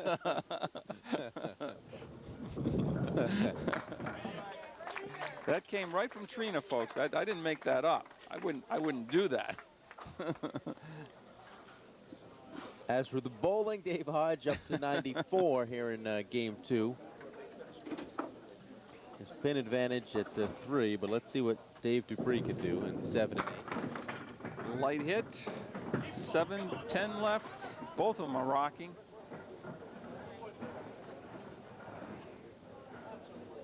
Boy, the last few weeks we've had some very, very close matches. Just like today. Last week overtime, where Dave Dupuis defeated Steve Reno. Oh, and the 7-10, he makes it.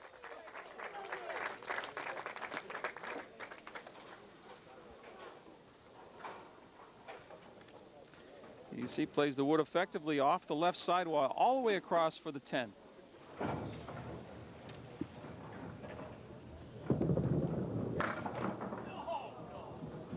But a disappointing Phil. Just 3.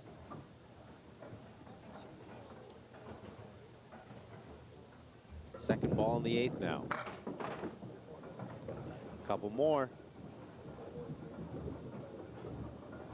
Let's try to work this out. If you get a bad fill, try to get an 8, 9, or 10 box, and not a 5 though. Dave Hodge ahead by 5 pins, 2 frames to go. Look at this. See, that's what happens when Earl gets a hole. But he's got another dozen in the car that he locks away, but no one knows about him but me. Big ball by Dave Hodge, leaving just the 10 pin, trying to protect that 5 pin advantage these final 2 frames. Love a mark here in the 9th. Oh, with some good help. Yes, good thing the wood was there. I think he thought he went by it. 104 with the fill ball coming up as we take a look at the replay. Just catches the tip of that wood and is enough to deflect the ball into the 10 pin for the spare. Big fill, all 10.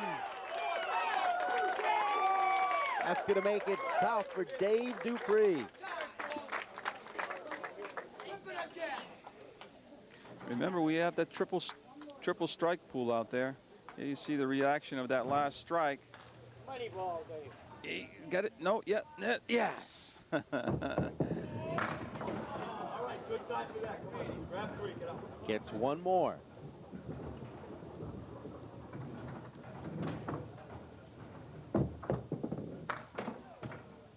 Just 5 on the strike. 129 and 254 total. So 122 for Dave Dupuis to tie. He's 40 away from that right now. So he needs, well, he needs a double strike to win the match, but he could go spare strike, or something like that for the 40 pins to tie. He needs marks. Well, he's going to have to convert this. Another half Worcester.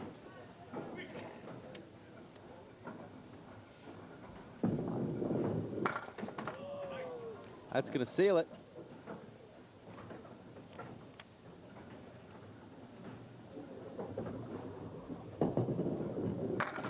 Still gets 30 in that final frame, but it's not going to be enough. Nope. We have a new champ, Dave Hodge. 2 crucial marks, those 9th and 10th by Dave Hodge, spare and then followed with a strike.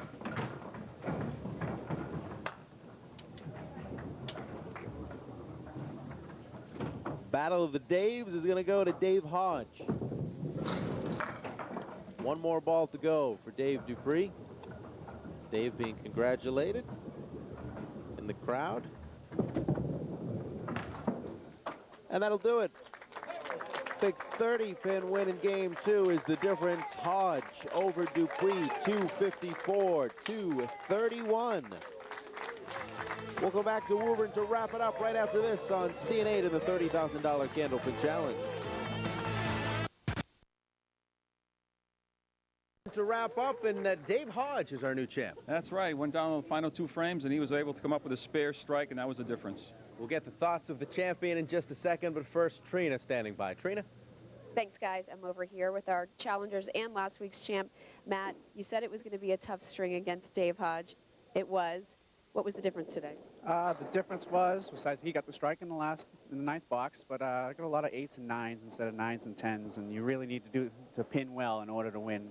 They add up quick. But it was a close match. Dave threw the strike, and he deserved it. Especially in one string, anything can happen. Well, Matt, $150 from the ICBA for you today. Thank you. And Dave, we know that you've been injured and you fell off a ladder earlier in the week. How were you feeling out there today? You just said you were, feeling it towards the end. Well, I hate to use excuses, but when you're not 100%, the game's tough enough as it is. I don't use an excuse. I did the best I could today, and Dave bowled a lot better than I did, and he deserved the win. All right, well, hopefully we'll see you back again. I'm sure we will. And $500 for you, Dave. Not bad for a day's work. I'll take it, too. Back over to you, John. Trina, thank you. Dave, you really put the vice grips on there down the stretch in those last couple frames to get the win. It was so intense. I bowl on my intensity, so it's like if I keep that going and I get drained for a few minutes, I gotta kick myself to get myself back going again. So once I hit that first one, I got that break. I was like, oh man, you gotta capitalize on things like that. It's bowling. You have to capitalize on those breaks, and I capitalized on it, and it felt good. I've been on the other end a bunch of times, not making it this far, so it feels good to finally pull one out. Absolutely. Congratulations. We'll see you again next week. Thank you. Thanks, guys. Dave Hodge is our new champ, and he'll be back with us next week. We hope you are too on the 30.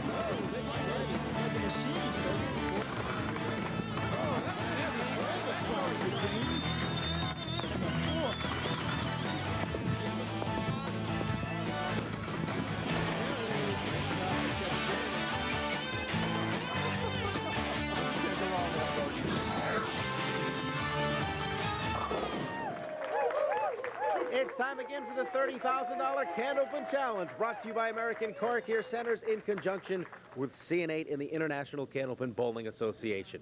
Hi again, everybody. John Holt with Dan Murphy at the Woburn Bowlerdrome, and last week we crowned a new champ, Dave Hodge, an exciting and emotional bowler, fun guy to watch. That's right. Going to go for 2 in a row today and join that elite group. Most recently, Steve Reno and Jeff Surratt had won 2. No one's won 3 this season yet. But before we do that, we have to go through the Challengers match, 1-game match. The winner of that will take on our champ, Dave Hodge. And remember that $1,000 pool is out there for a triple strike. No matter how many bowlers we have, they'll split the $1,000. If there's only one, they'll take the whole $1,000 home with them. That's still waiting for someone to hit. Always fun to track. We'll speak with Dave in just a second. But first, Trina Fernandez standing by with today's challengers. Trina. Thanks, John. Today our challengers are Brandon Marks and Ed Tringale. Brandon, first time on the show. I understand you want to say hi to your home lanes. Where would that be? Central Park. Yeah. How long have matches. I try to get as much fight up as I can to kind of keep everything going in my direction. And then eventually I lose a little bit because I'm so hyped up. And then at the very end I said, I got to give myself an opportunity to do this again. And I got really hyped up and caught a real break. And I got lucky last week. And I just hope it can keep on going. I get myself intensity right now, get myself ready. So. And by the sound of it, it sounds like you have some good crowd support. Does that help you too with some friends and family here? Yeah, I always have. My mom always comes all the time. My sister comes all the time. They come and watch it. They couldn't do it this week, but fan clubs, it's a big part of bowling. I mean, when you hear that behind you, it's like, it's like being a Red Sox fan in Yankee Stadium, you know what I mean? You just get vice versa, it's awesome, though. It's a good feeling, and it's tough to beat the crowd. Well, good luck again today. Thank you very much, guys. Another good crowd on hand. Glad you at home. You are watching Ed Tringale advancing 102-96, and he will take on the reigning champ, Dave Hodge. Big key for Ed was that strike in the 9th, the same thing that Dave had a week ago in the Challengers match. Pulled it out of the fire when it mattered. And he drops 9, leaves the 9-pin to start off the match. He's directing the traffic, the wood, to get out of the way. And almost go to the right piece in the red line and avoid that front piece. That's what he's trying to do, and we both would have missed it, Dave. Although I think he was a little high. Red line would have taken it. Of course, it's going to go now, obviously. You realize you might have made a wrong choice. He moves over to lane 36. See how he follows up that 10 box. Drops 4.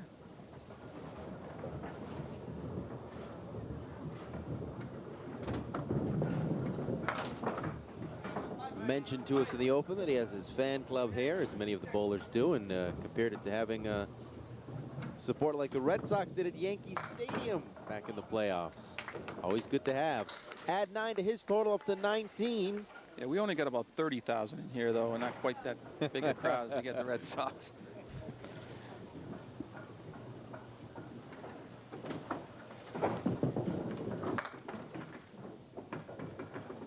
Dave trying to bottle up that lightning. He finished the Challengers match with that strike, trying to feed off that, get a couple marks early against our champ, Dave Hodge. He's going to be open in the first frame.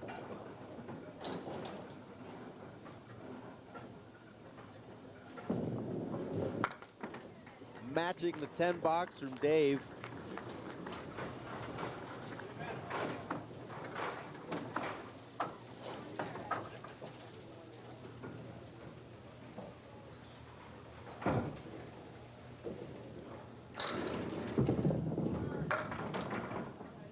They'll get half of them to go. 4 horsemen to the left. 1 in the back row, the 9.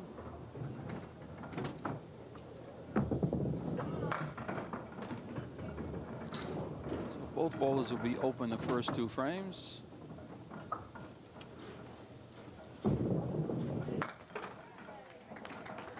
Pair 10s. Early lead for Ed.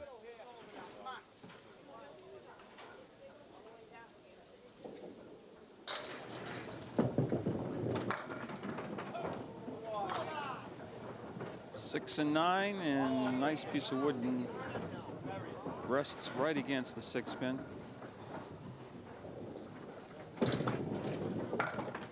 Gets the wood and the 2 pins for a mark in the 3rd.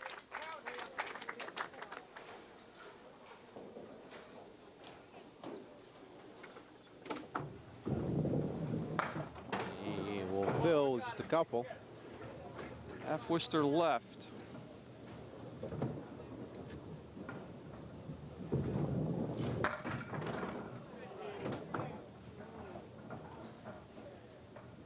Six more.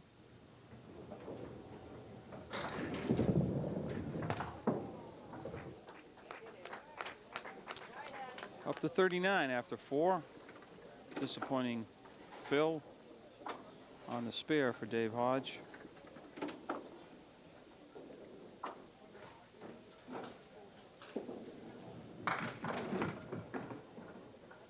That'll drop 4 of them.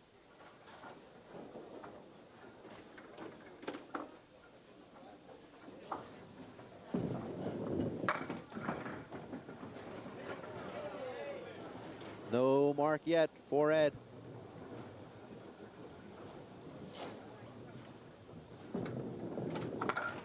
Pinning well, though. 3 10s. For a total of 30, of course.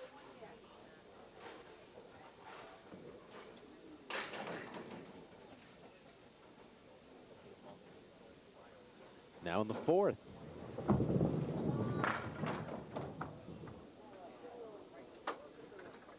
Splits it up the middle. 2, 4, 7, 3, 6, 10.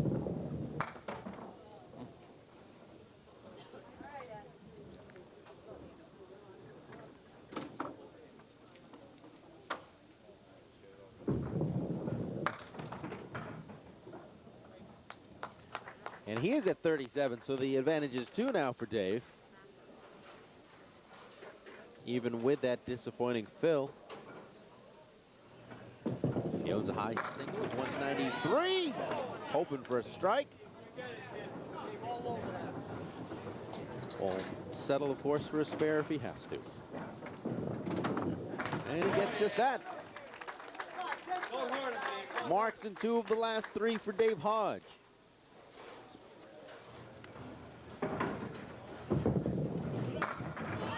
Strike to follow.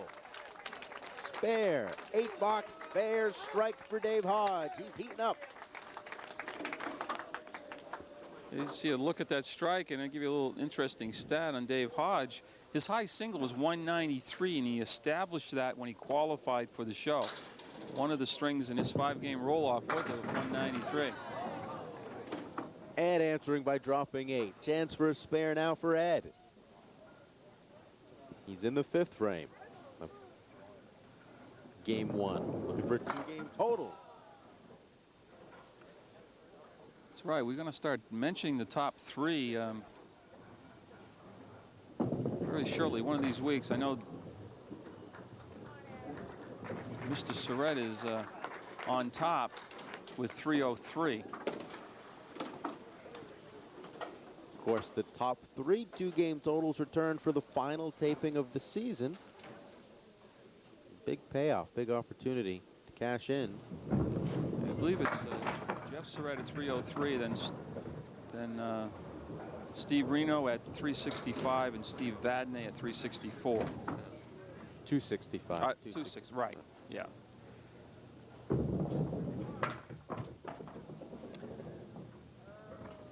It's not Earl's writing that I was looking at. I was depending on my memory, and that's not very good.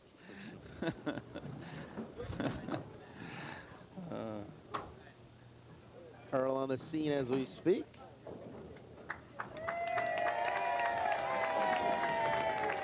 Big applause for somebody who just goes down and removes pins. I don't get it.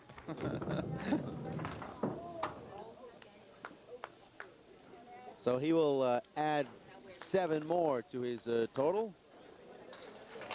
Time to step aside. 6 frames into game 1. We're back with more from the Woburn Bowlerdrome after this on CNA.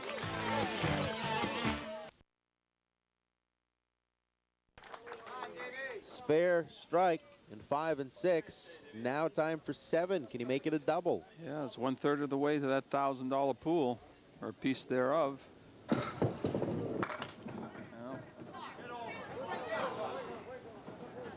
Gets half the pins to go. 4-7 to the left, 3-6-10 over to the right side.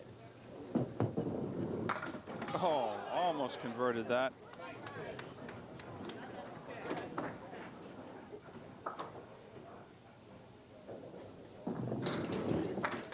$10 to 88.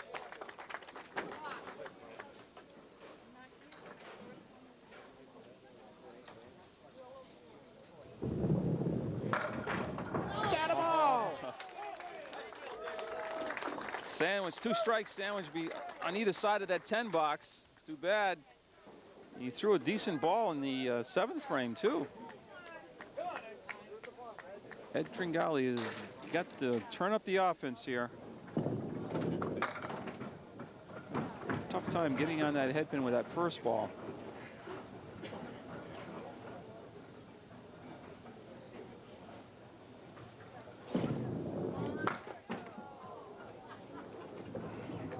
No mark at all for Ed. Mark free through 7 at least.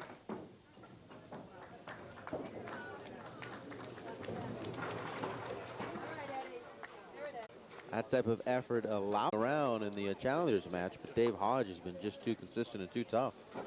Game 1 of the championship match. Ed's going to find himself in a huge hole. He already does, but heading into game 2, unless he marks here a couple times down the stretch. Oh, that close to a mark, but you need to put that ball in there. The first ball, give himself a decent spare leave. Got the 10 box. 27 pins plus the fill on the strike will be Dave Hodge's lead.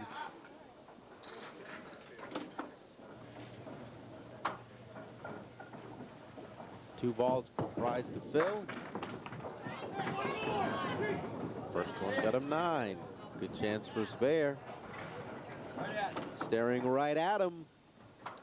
Missed the head pin and left just that standing. Got it. He's smoking now. 4 of 5. 4 marks in his last 5.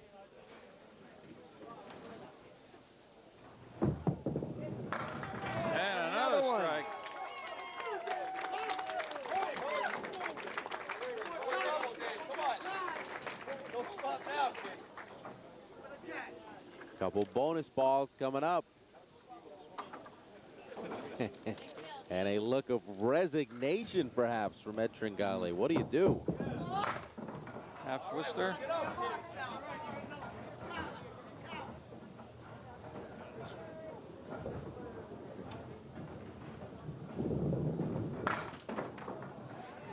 Real solid game one total for Dave Hodge, 143. If he can duplicate that, he'll be in the mix for the top 2 game total at this point in the season.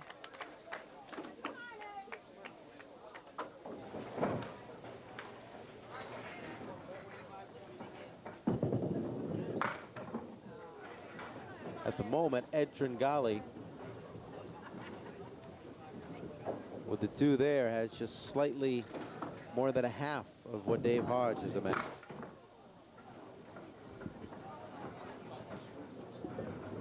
I'm sure Ed would be the first one to say, I got to hit the head pin more with that first ball to give myself a chance.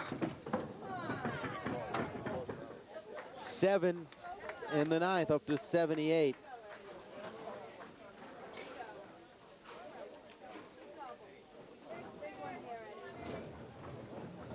Now to finish game 1 here in the 10th.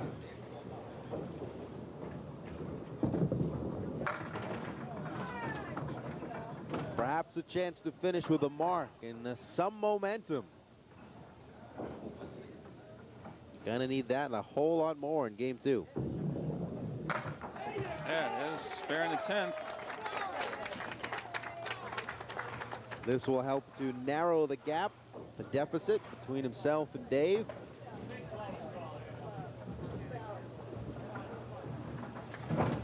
Dave giving his opponent some encouragement. Easy to do when you're up 40 to 50 pins.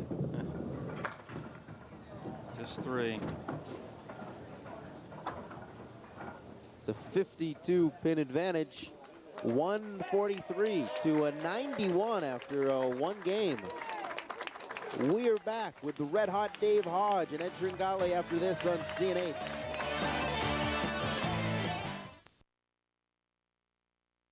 Special from Ed Tringale to catch Dave Hodge. He is down 52 pins as he steps in for frame 1 of game 2.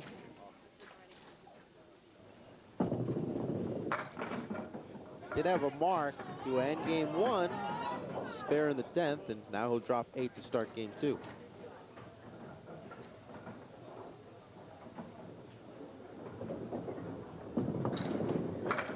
How about another mark? Picking up some steam little by little. You just got to take it box at a time. You see, just catches enough of the head pin and continues on down for the 7. Just got to concentrate on hitting the head pin with the first ball. Decent spare, leaves and fills, and keep going. Okay, 6. Leaves himself 2, 4, 5, 7. Trying to make it 2 spares in a row.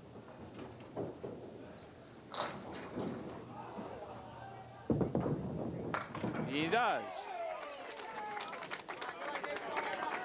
3 in a row, dating back to last game, of course. You see the replay? No problem. 2 in a row.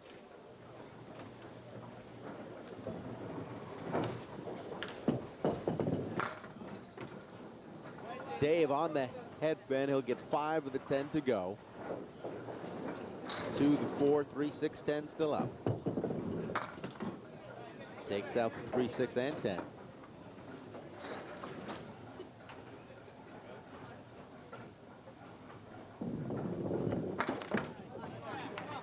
So he has cooled off just a little bit.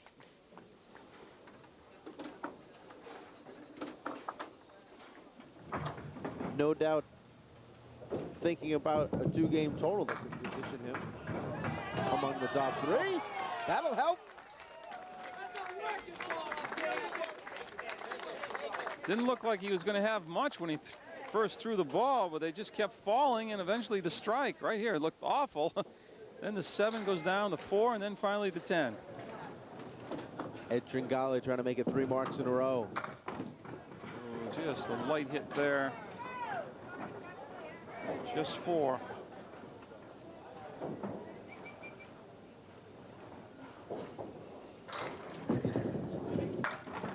3 in a row.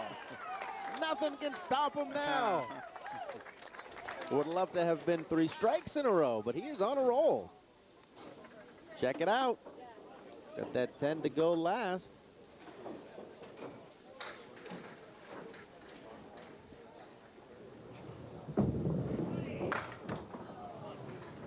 Probably asking himself, where was this in game 1?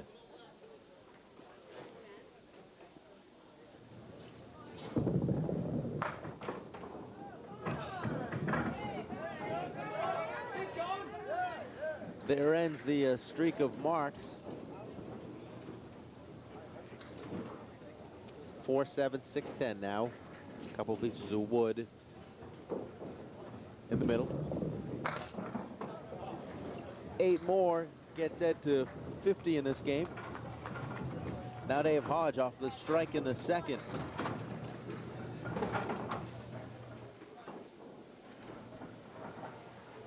Between strings, Dave Hodge did ask us what the highest score was. And we told him that it was Jeff Surratt at 303. So he has that in the back of his mind. Now he's trying to go spare on strike. And he does it. As a bowler, would you want to know what that total is, or can it be a distraction? I probably wouldn't want to know. I mean, you're still going to try to get everything you can. I suppose if it came down to a choice, the last box of take a 9 or maybe try to make a 10. Sure, it'd be helpful to know. Right. But other than that,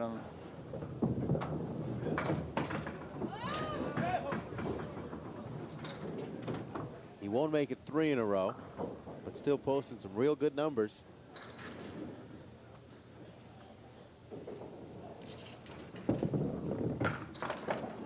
Unable to get the 10 box to 55.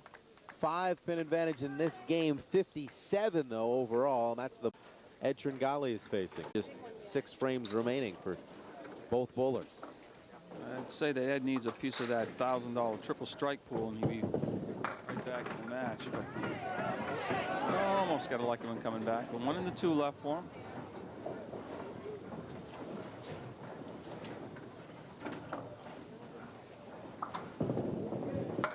Not quite. Just the 2, the 1 still sticking around.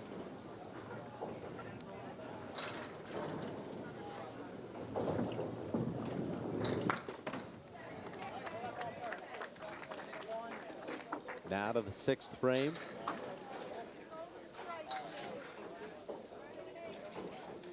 As you look at our champ, Dave Hodge.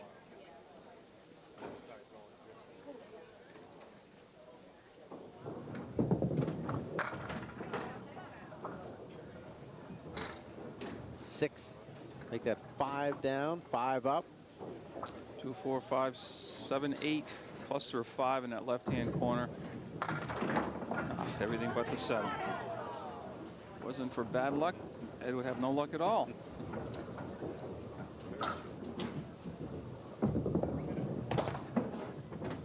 So 9 there has him to 69 in this game too.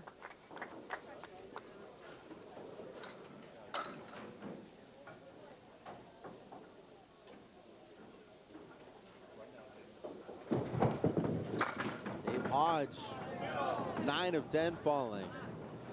5 pin and a nice piece of wood directly in front of it. Should be no problem for Dave. He makes good.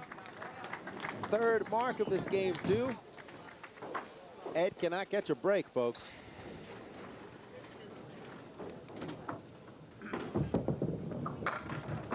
Bills with 7.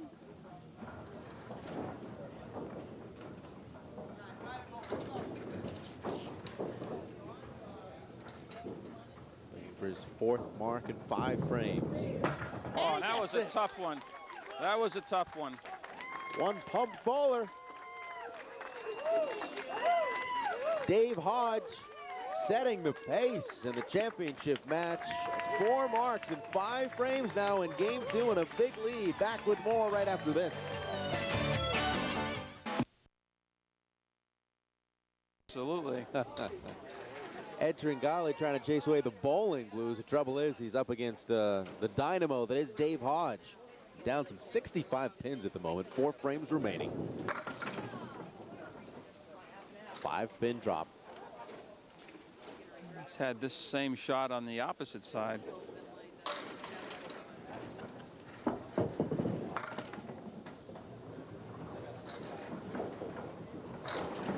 Been a decent enough game for Ed in this one because he opened with 3 straight marks, but trying to keep pace with Dave Hodge has been impossible, particularly after the hole he dug himself. Ed, that is, in the game 1.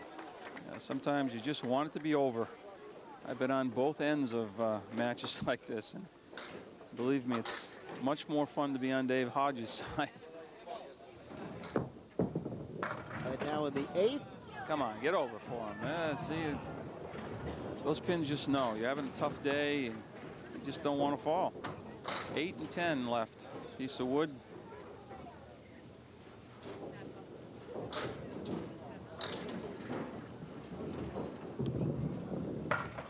Gets the 10.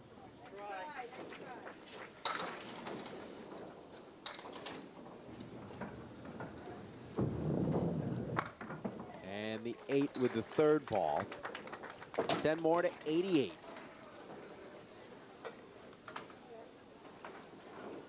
See what Dave Hodge can do over the final 4 and try to put together a 2-game total that puts him in the top 3 at this point in the season. Doesn't want to make any mistakes. Decent fill. He wanted to get those pins close together, but he's made some tough shots. 3-6 with a 4. Try to split the 3 and the 6.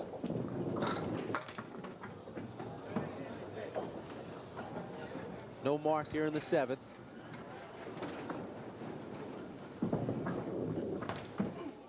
Open with 9.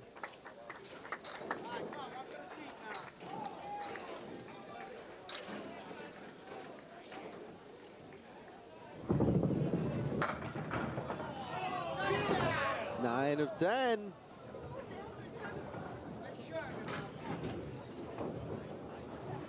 Good chance for a spare.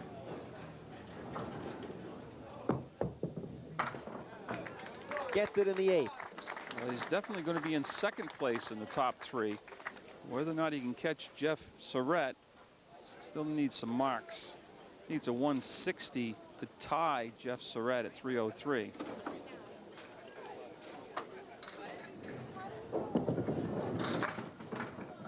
Ed back in to finish up.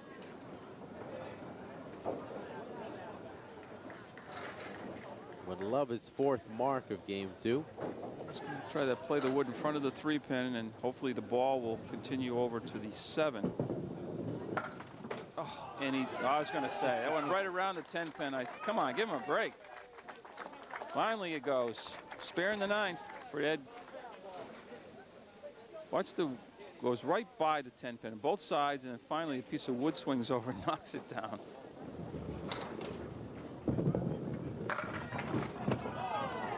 Fails with 9. Chance for another mark in a bonus ball.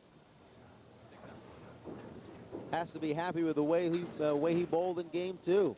Certainly didn't pack it in. No, the difference was he was on that head pin more often with that first ball, and that's when you start scoring. It's a 117 and a bonus ball to come.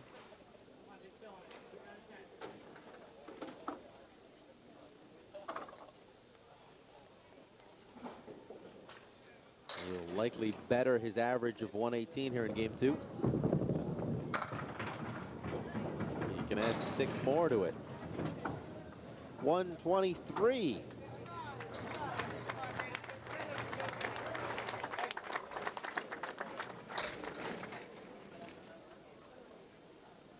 $214 will be his total.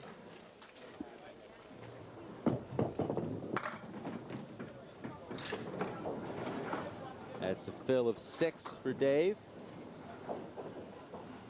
Looking for his 6th mark here in game 2. Maybe, maybe. Yes. You bet.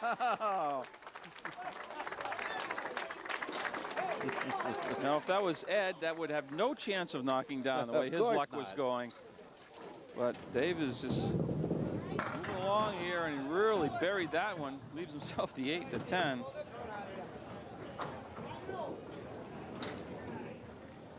Already at 275.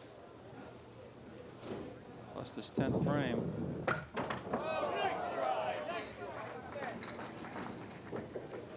So he'll take over second place behind Jeff Surratt. Well done. 285, 214. A big 71-pin victory for Dave Hodge. Good luck whoever has to take him on next week. He is red hot. We'll wrap it up from Woburn next on CN8.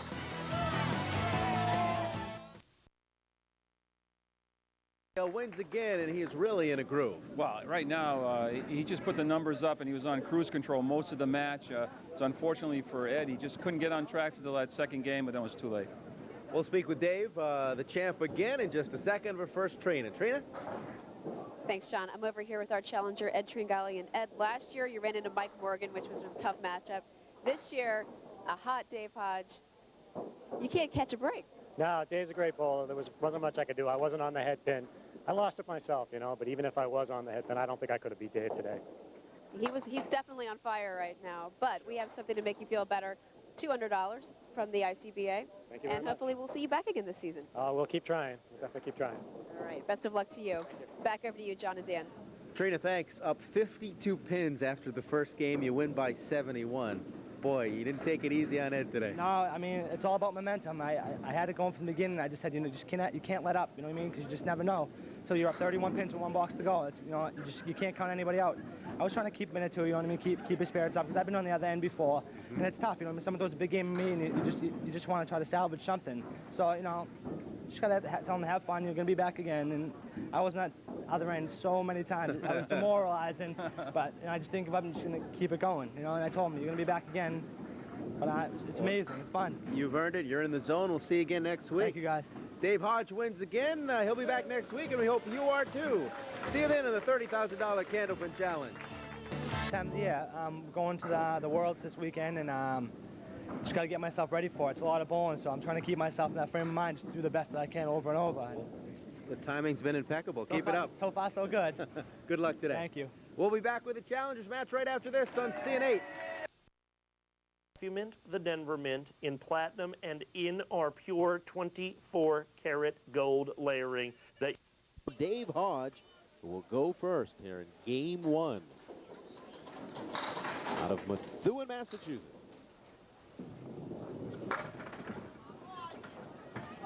Gonna drop 9 to begin with in real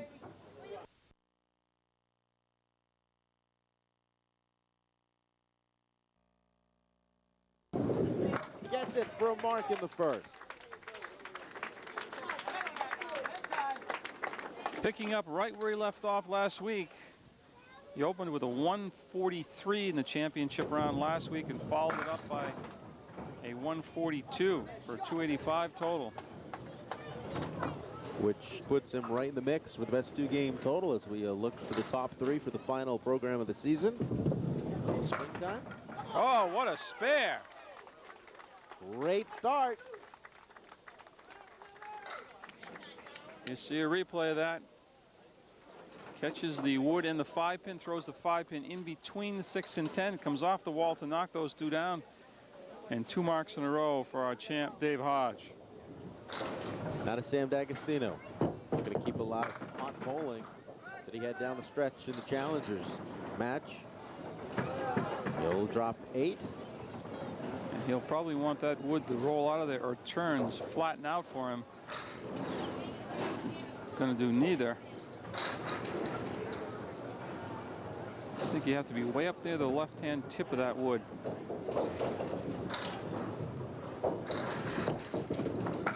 Like that. Good shot. Made Good it look easy. execution. Made it look a lot easier than it was.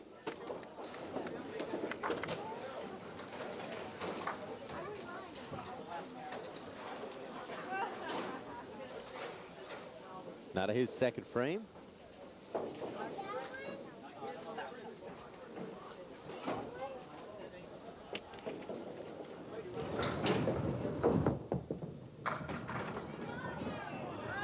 trying to keep pace with the champ, Dave Hodge.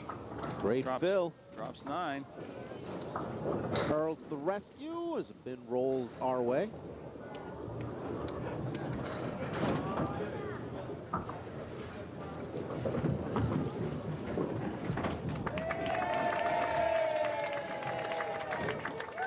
Now the second ball for Sam Dagostino. Can he make it 2 marks in a row to open?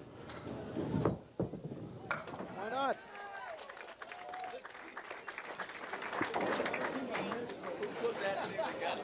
Well done. 4-pin advantage, 29-25. Now back to Dave Hodge with that average of 127, 127. Spread eagle as he goes up the middle. The 247, 3-6-10 remaining.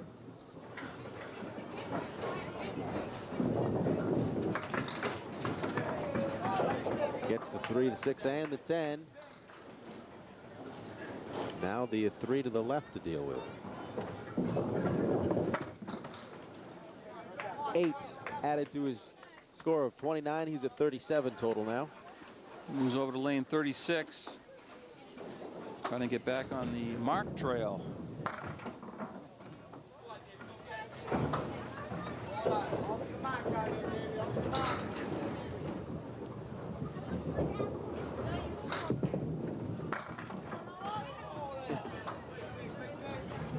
Seven again.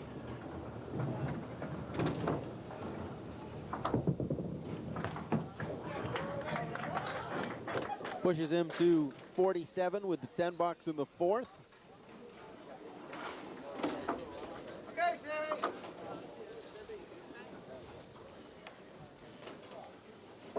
Sam with the mark in the 1st, mark in the 2nd. What will happen in the 3rd? A strike. Wow. That's your answer, a strike. Well, it took him a while to find the range, but once he found it, strike. 3 marks in a row now. He finished the last game, the Challengers match, with a spare strike.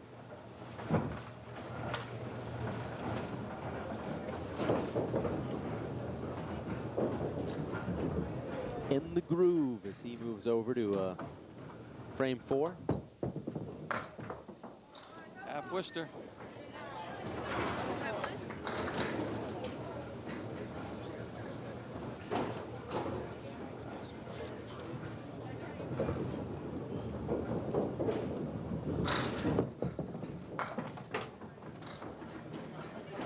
Disappointing 5 fill on that strike.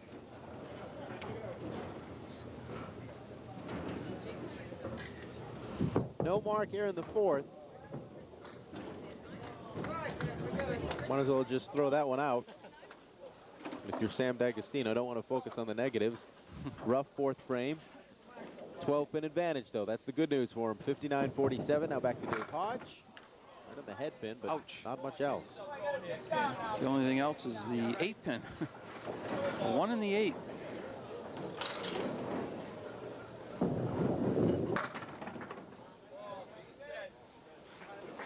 Three, 6, 10 still up to the right.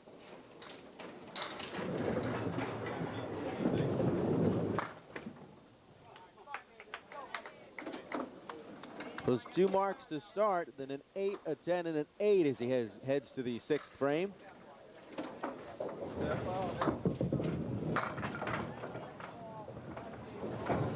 Opportunity here now with the 6 and the 10. Over to the right.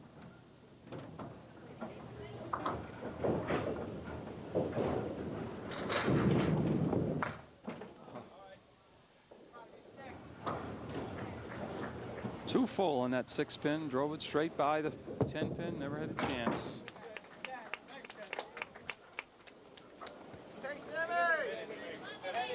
Back to Sam.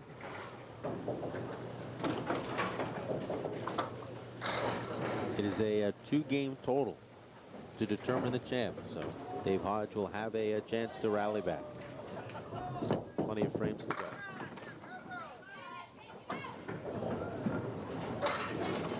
Three, 4 left. Sounds a lot easier than it is, though. Piece of wood behind, or 2 pieces. I guess 1 piece behind the 3-pin.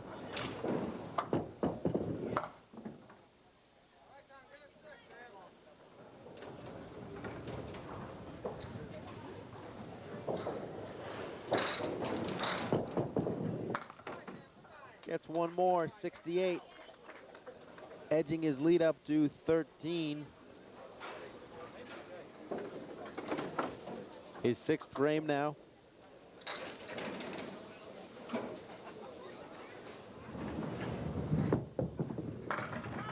Oh, he's back on it, striking the 6th. Way to do it. Sam Dagostino playing well with 4 marks through the first 6 frames in game 1 of the championship match. Can't do any better than that. We're back. Game 1 of the championship match. Dave Hodge down 13 pins to Sam Dagostino as we go to the 7th frame in game 1.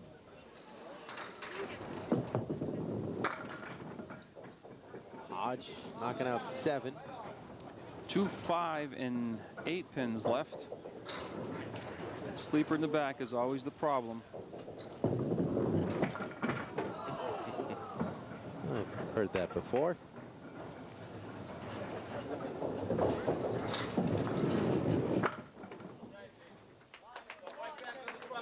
Ten more to push to 75. He clearly, though, is off his pace of the last few weeks when he's been red hot. Opened up with 2 spares, but since then he hasn't had much to shoot at. And again, this time 2, 4, 6, 10. Very difficult spare lead. Not that it can't be made, but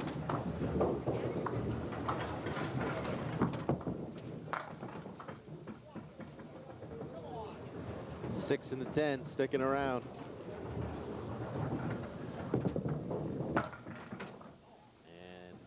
Remains when it's all said and done. That's 9 up to 84. Dagostino now off that strike in the 6th. 4 marks over the first 6 frames in game 1. Chance to do more damage right here with this ball.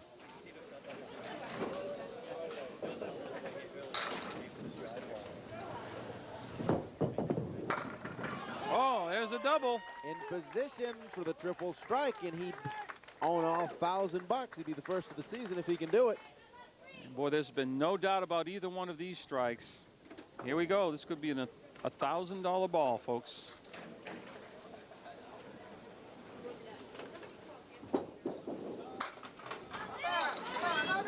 No, sir.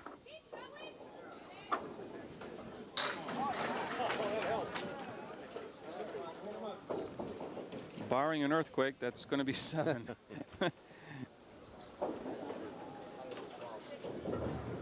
So no one has staked claim still to that $1,000 pool of money.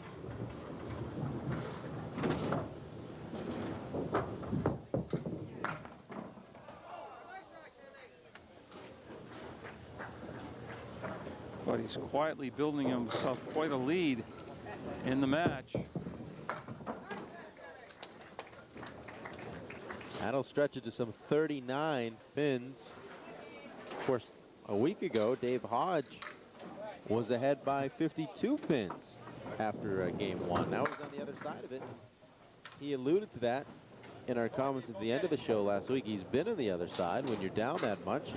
What you need to do to keep your composure. Learning firsthand or relearning it right now. Want big sticks up here, man.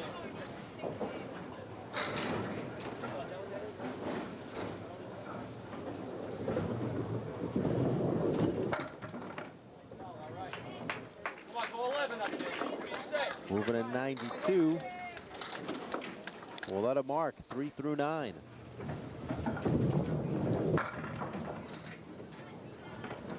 Five and 10.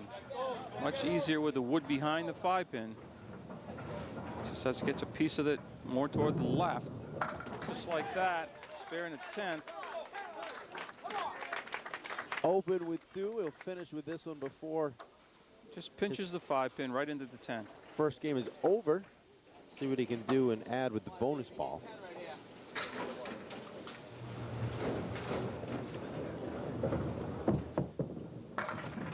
And more. Gives Sam something to think about. Dave's saying, look, I'm still hanging around. I'm still here. You see the replay? Tripping that 4-pin for the strike on spare the last frame. Finishing with 112. Had a big bang up front of the game and right at the end. First 2 boxes and the last.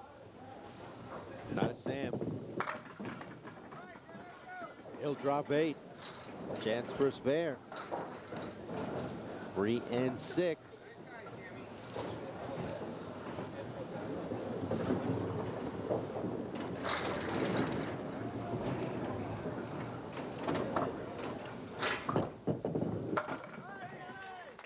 He'll do it. Spare to 9th. Not letting up whatsoever.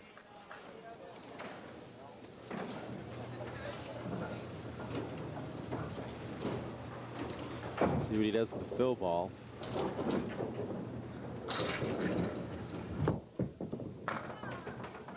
He'll fill it up with 5. You have to start thinking about Sam Dagostino in the mix for one of the top 3 two-game totals this season to date.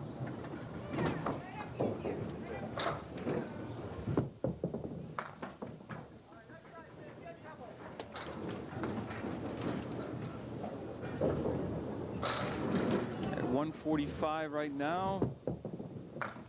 147. So he's up by some 35 pins, but Dave Hodge may have some life left in him after all. We'll see with the start of Game 2 of the championship match next on CNA. Work to do, but he will sit and watch as Sam Dagostino opens up Game 2 as the challenger. Dagostino, though, the owner of that 35-pin advantage and a chance to knock off the reigning champ if he can hold on throughout Game 2. Yeah, it's 6 marks out of 10 boxes, including a double strike, and opened actually with 3 marks, 2 spares and a strike, and just kept building from there. And he'll start with a triangle 5, 8, and 9.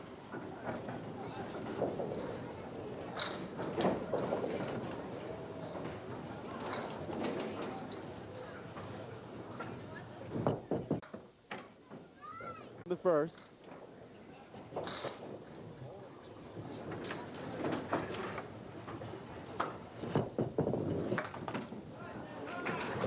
Nine, so he will be open.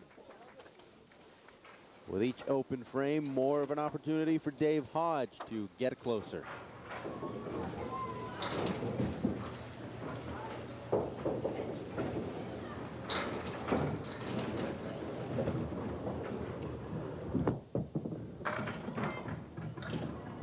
Gonna drop 8.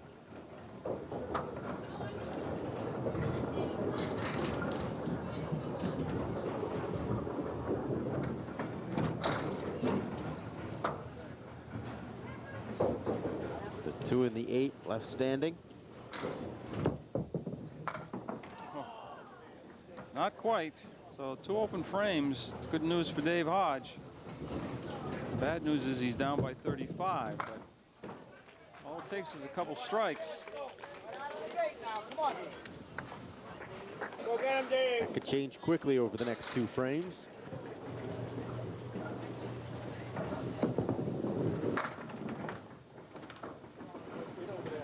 Gets 6 of them.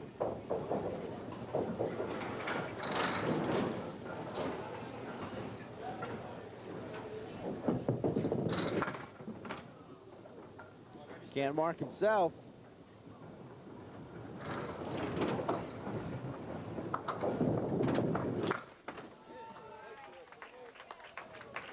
Ten box. Gaining the 1 in count, but he'll have to pick the pace and do better than that.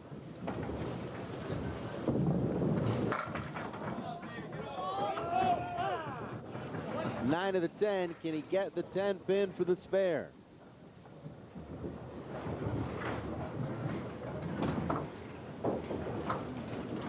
Going to be a difficult shot. That was way out in front. That's going right by it. Great shot. So there you go. Perhaps the first step towards a comeback for Dave Hodge. Now to Dagostino.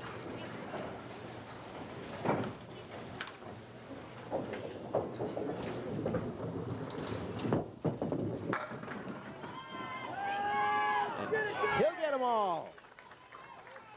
Big answer from Big Sam. It's his 4th strike of the match. You see he picks on the 1-2 pocket. 5 pin goes, and then a wood swings around and clears out the 10. 7th mark of the match for him. First half of the fill nets him 8. Just the 1 and the 3 left. Trying to go spare on strike.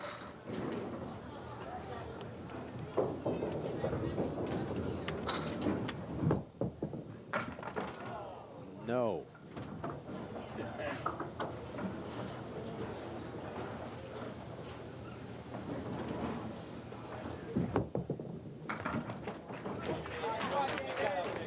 See what Dave can do. Big fill ball to start the 3rd.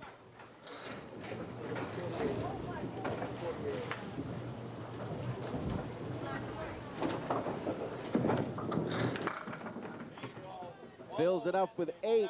And a good opportunity for another spare. Needs to corral the 2 and the 4.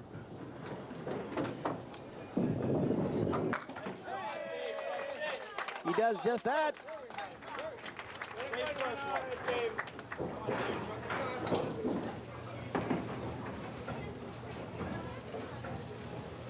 Can he make it 3 in a row? Oh, needs a break on either the 5 or the 7. Oh, that 5 was going to go. The second piece of wood stopped the first piece from knocking it down.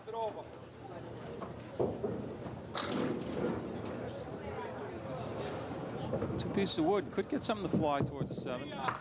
Yes, 3 in a row. It's a game of momentum sometimes, and Sam has just got to try to weather the storm. Here's the 3rd mark in a row for Dave Hodge. Lead is now 27. And Dave Hodge has that mark already in the 4th. Dagostino gets the head pin and more, dropping 6 total.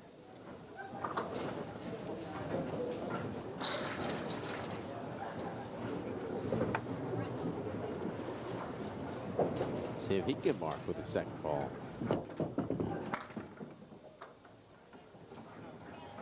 So a little more daylight for Dave Hodge.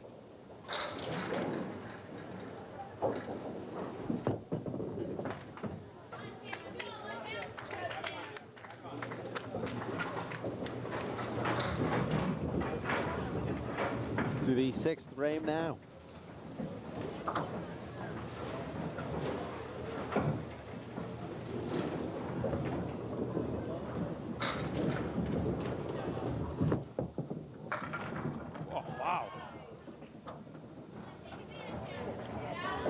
Here's a big roll coming up. Everything came falling forward that time. And he's left with the 8-pin, and I believe he's got a clear shot at it. This would at least give Dave Hodge something to think about rather than going up and facing 2 open frames and chipping away at that lead of Sam Dagostino's. He's got it. Timely mark.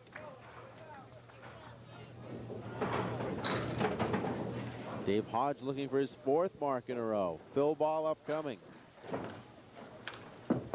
Well,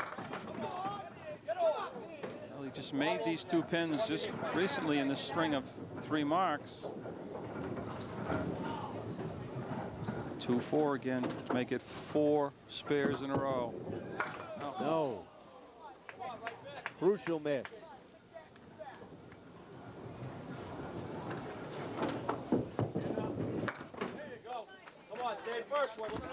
Lead now 17. Get a good one, Dave. Opposite the mark here in the 6th, though. Can he match it or surpass it, perhaps, with a strike? Well, you can make that, Dave. Go get it. Go get it, Dave. Right between them, Dave.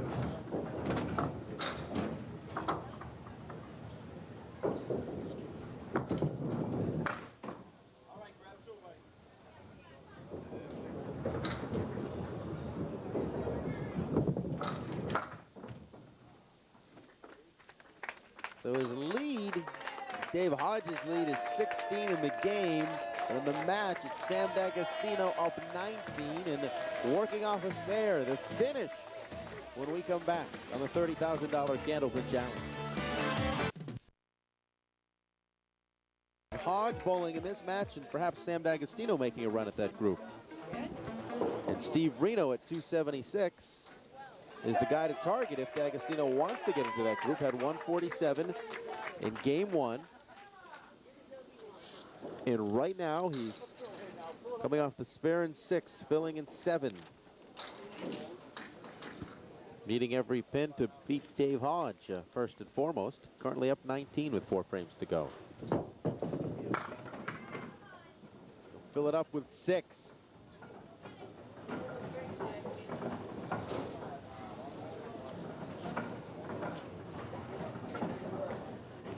Now he's looking at the 2-4-7 with the 10 pin in the right-hand corner.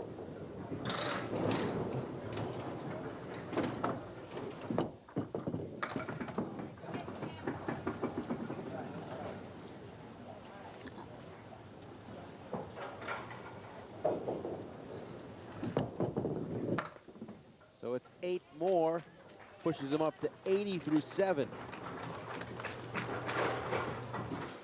Critical 8th box of the match. Would like to put one up right here, a strike or a spare. Almost a strike. In position for the spare.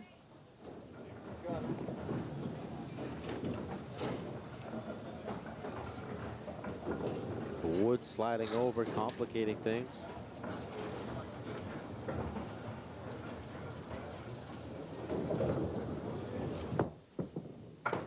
Got it. That could go a long way to getting him the victory. Now Dave Hodge, can he string 3 marks together? Can he do what he did in 2, 3, 4? He's going to have to now, John. He's going to have to put up a couple marks here, I think, to have any chance at all. Oh, boy, he buried that one. He's going to leave himself the 7 and the 8. Let's see where the wood settles down. Wants that piece of wood to turn. You got to be above the red line, right-hand side of the red line. Oh, okay, he went way left. There must be 2 ways to make that one. My way and his way.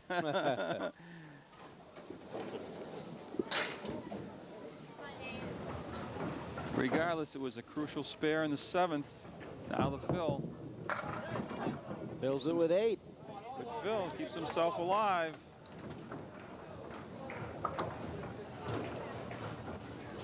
Five and 8. Trying to go 2 in a row and match the mark already put up in the 8th by Sam. He's got it. Hold on. He refuses to die. Lead is 15. Sam cannot make a mistake. Can't afford to make a mistake. First ball, of course, is big after the spare in the 8th.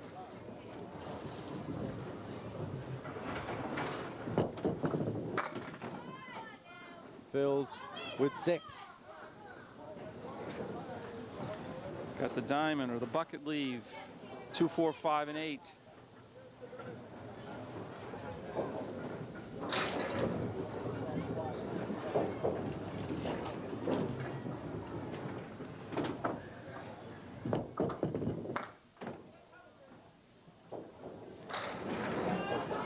Right now, Dave Hodge is going to have to mark out. It's just a matter of how big his fills are going to have to be, depending on what Sam does going down the stretch. Or will he need a double strike somewhere in there? Let's see how Dagostino finishes in the 10th now.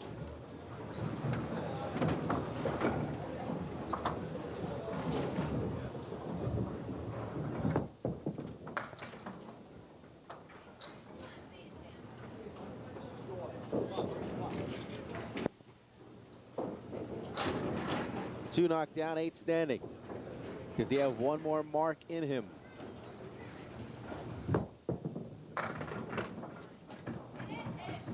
No, he doesn't. Still may get the win, though. Very much in the lead.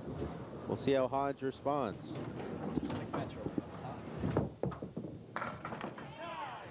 So 115. 262 total.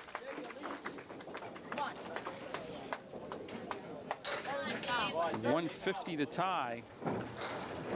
At 130 clip now. He's got to keep marking. Oh, that didn't help. Send it over.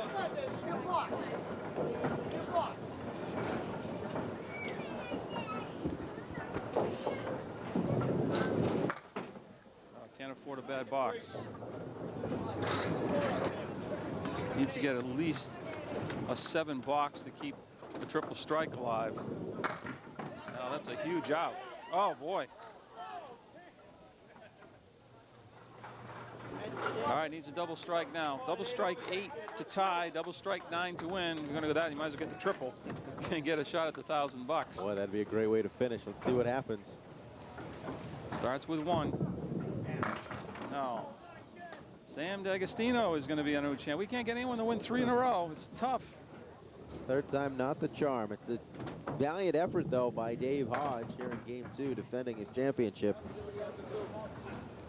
But Sam Dagostino, with the luck of his baby daughter on his side, is going to advance and be our champ. 262 to 243, a 19-pin victory for Sam. And a new champion on the $30,000 Candlepin Challenge. We'll wrap it up from Woburn next.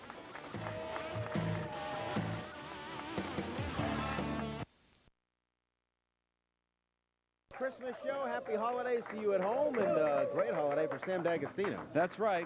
He put up a good fight, Dave did, and couldn't make it 3 in a row. We've yet to have one win 3 in a row, but maybe Sam will be the one to do it. He'll be back next week. We hope you are too. We'll see you in the new year. A week from now, it'll be New Year's, and then it's 2005. In conjunction with CN8 and the International Candlepin Bowling Association. Well, hi again, everybody, and welcome back to the Woburn Bowlerdrome. John Holt with Dan Murphy and our CN8 crew. And as things continue to go, a good chunk of that $30,000 is going the way of Joe Cascio, a 5-time winner now. Oh, he's got to pay for that tuition. He needs the money. He's a student at UMass Lowell. We'll talk to Joe in just a second. But first, we want to talk about today's challenge. That's right. We got a great matchup today in the Challengers match. Rich Hawk Halas will take on Dave Hodge, and that should be a good one. 2 veterans. 2 names that have been around and should give a challenge to Joe no matter who wins. First, though, let's check on the numbers as we continue to keep track of the best 2 game totals for our final taping of the season. And there you see it. Jeff Surratt still sits atop with 303, and, of course, familiar name in our Challengers match today, Dave Hodge at 285, and then Steve Reno sitting there in third for a long time now at 276. Joe joins us now. I know you just want to continue to win, but it's got to be a goal to break into that top 3 for you. Oh, I know. That's my new goal now. I've been here for so long. I feel like that guy Ken Jennings on Jeopardy. You've had some great lines in interviews in recent weeks. How about your focus? The few times that you do seemingly get challenged where someone's making a little run, you almost seem to answer immediately. Is that just your mindset? Let me come right back and let them know I'm in control? Yeah, you know, if you don't get that mindset at that point, then you can, kiss the match goodbye, basically. Challengers match is next. Final Jeopardy after that. We're back right after this in the $30,000 Candlepin Challenge. Stay with us. Glad you're with us. Set for the Challengers match. Dave Hodge and Rich Hawk Halas all set to go. Dave on the right, Hawk on the left, and we are ready for the 1-game Challengers match. The winner to advance to take on who else, if you've been watching in recent weeks? Joe Cascio, a 5-time champion. Here's Dave first out of Methuen, Massachusetts. He will start by dropping 7. Leaves the 2, 6, and the 10. I think he's going to go after that 2-pin. Right in between. Use the wood. Clear out all 3. A mark for Dave to open with. Great way to start. There you see the replay. Just drive the wood back. Second piece of wood caught the 2-pin from behind. It's always nice to open up with a mark. Whoa! And follow up with that. Strike on spare for Dave Hodge to get rolling. Watch this replay, because this is a slow motion replay, but it doesn't look it. Not a Rich Hawk Halas, a show regular and certainly a crowd favorite. Real memorable nickname, of course. He opens, looks like he might have dropped 9, but it's going to be 8 instead. Hold on. That's 9. Excuse me, 8. tough piece of wood, though, in front. And I don't think he can get by it. Gonna have to almost cap that wood and turn it. Oh, that's a great shot. Made it look easy. Spare from Dave Hodge in the first frame.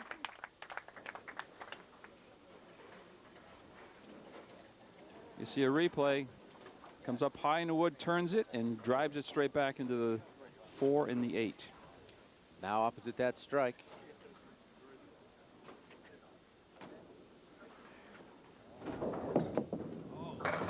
Wow, we get a match or Even what? Steven, whatever you can do, I can do.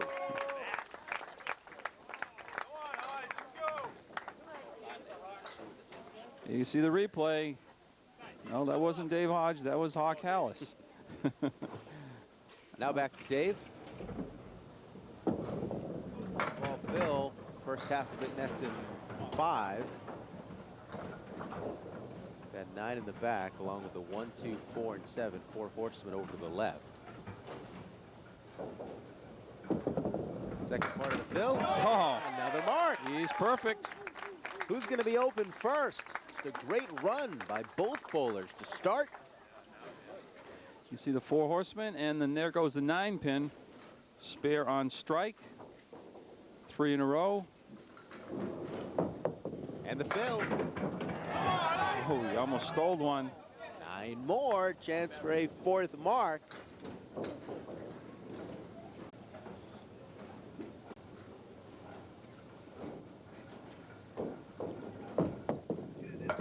And there he's got it is.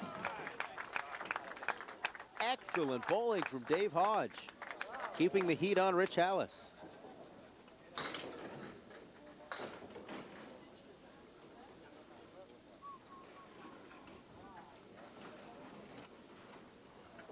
I guess to top it, Rich would have to throw another strike and have a double strike.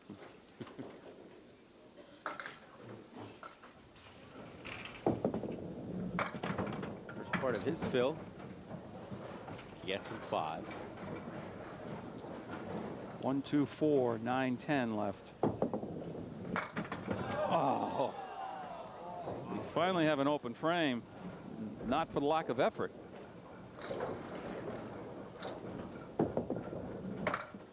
But he'll pin out, pick up all 10. So it's a 10-pin lead. 3 complete for Dave Hodge, 59-49. But now Rich opposite another spare from Dave. No time to breathe, and not a lot of room for error anyhow in a 10-frame, 1-game situation, especially when your opponent comes out with 4 straight marks to start.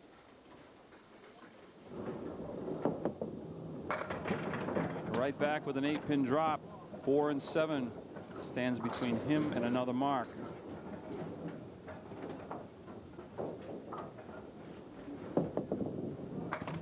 Oh.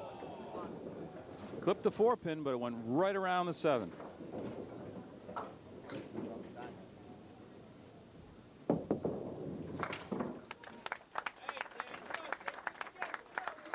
Let's see if Dave Hodge is going to blink at all. Spare strike, spare, and another spare. Now to the 5th.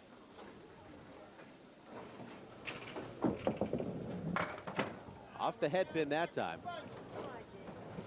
Gets just 2. F. Worcester, 71 at the turn. I take that back. That's only 4 boxes at 71. Almost another mark.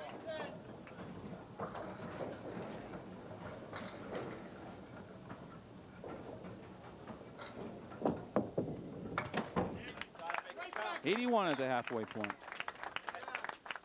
That's a terrific score.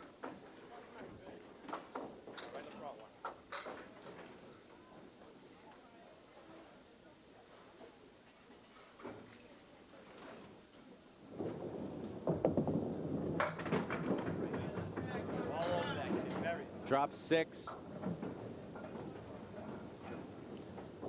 1, 3, 9, and 10. Piece of wood behind the 3-pin should help him at least with a 10-pin,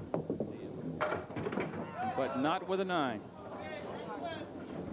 So he'll be open in 5 and 6 after opening up so hot with those 4 marks in the first 4 frames. Cooling down just a bit, up to 91 through 6. Back to Hawk Halas. It is spelt like the bird, H-A-W-K, but the derivation is from Rich's hockey playing days. Big hockey fan? Rich Hawk Halas.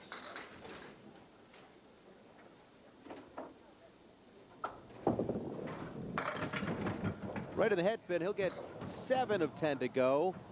Leave the 7 to the left. 3 and the 6 over to the right side. Gets the 3.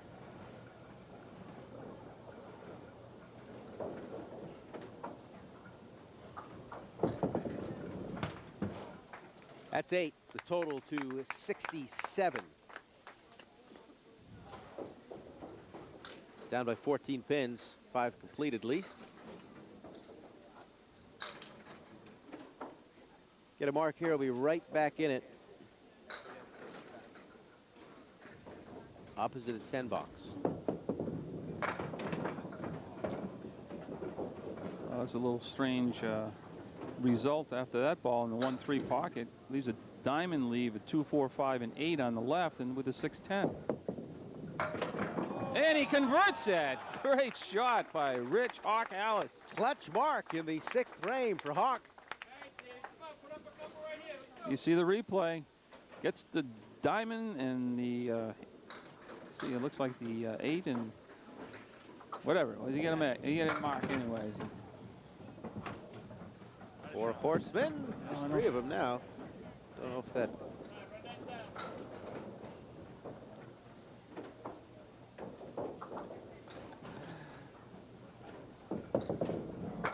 Oh, just sliding by that 3-pin.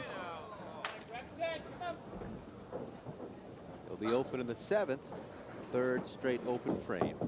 And 3rd consecutive 10 bucks. Pinning well. Yeah, so you have to leave a pin standing. It's either 10 box or spares and strikes for Dave Hodge.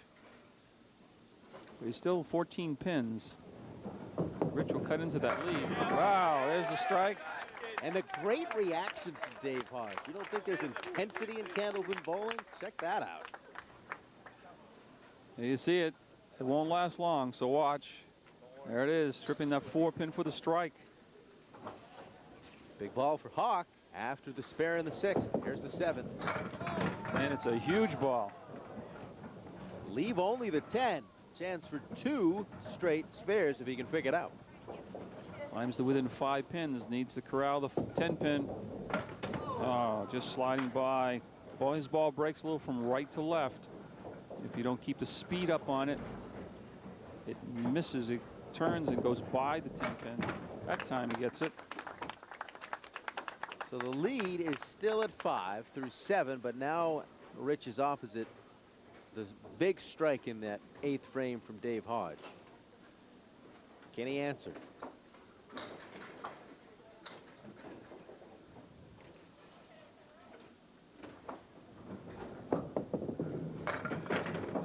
Seven of the 10. Difficult leave because of the sleeper in the back, the 8-pin. He's got the 2 and the 5 and then the 8. So he might use a piece of this wood. Oh, there you go.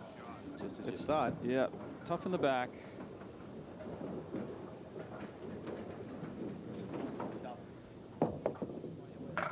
Thought he might use that wood. 10 box, 5 pins plus the 2 balls. That's the lead for Dave Hodge. Good bowling on both sides. Dave Hodge just a little better at the moment. Half Worcester.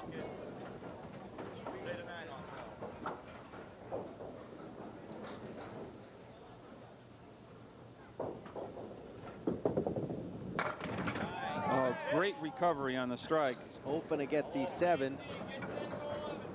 I think after the first ball, though, he'd be satisfied with a 9-pin drop on that strike. Fills it up with 9, and in the 10 box, still has not left a pin standing. A 14-pin advantage. That's 2 marks. So if Dave was to put a mark up here in the 10th, Hawk would be in a double strike situation to be able to catch him.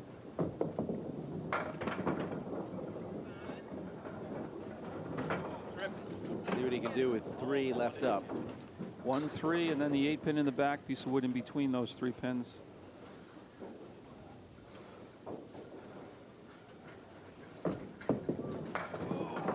The 8 again won't go. Some life, some hope for the Hawk. He's going to need 2 marks, and they're going to have to be fairly good marks. 139, that's the first pin he left standing, the very last box. Terrific game by Dave Hodge. So Rich Halas is down 139-106 with 2 frames to go. 33 pins to make up the tie. 34 to win it. Oh boy, he's going to have to somehow find a way to convert this. With his ball breaking from right to left, I think I'd probably take the piece of wood to the left and shoot like I was shooting at the 4 and 7. Yes! Keeps himself alive there in the 9th. 5, 6, 7, 10 all go down. Right at the 4 and 7, and then that wood into the 5, and then eventually into the 6 and the 10. You can't make a mistake on the fill, obviously, though. Looking for the big fill. It's not big enough, I don't believe. It needs to convert this and then throw 9. Needs to have this. No. What a terrific. Real good match. Yeah. But Dave Hodge is going to win it and survive, and he knows. It's too bad that you have to have a loser in a match like this. 139-129, 10-pin victory. Well earned for Dave Hodge. And now, Joe Cascio. Can Joe make it 6 championships in a row, or is Dave Hodge the guy to end the streak? We'll start to get some answers next, right here on CN8.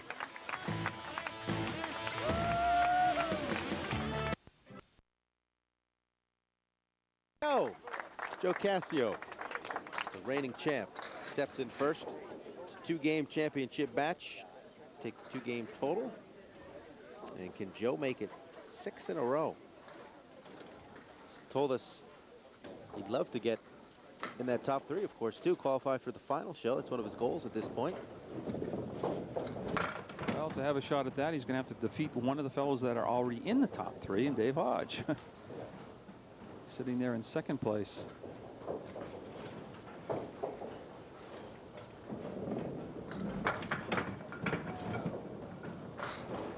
He'll be open, frame 1.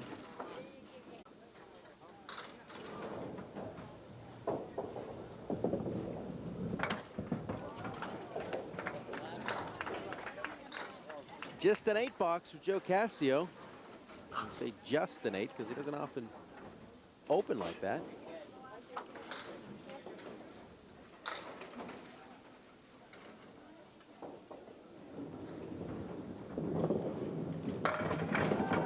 Follows it up by dropping 9 and a chance to get his first mark.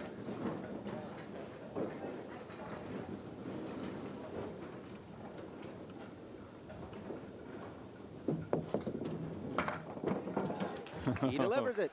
He didn't want to hit that front piece of wood. You saw his reaction there. He wanted to get by that one, but didn't hurt him. Now to Dave Hodge.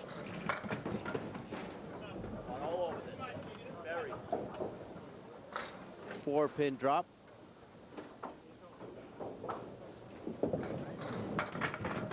And he converts it. 6.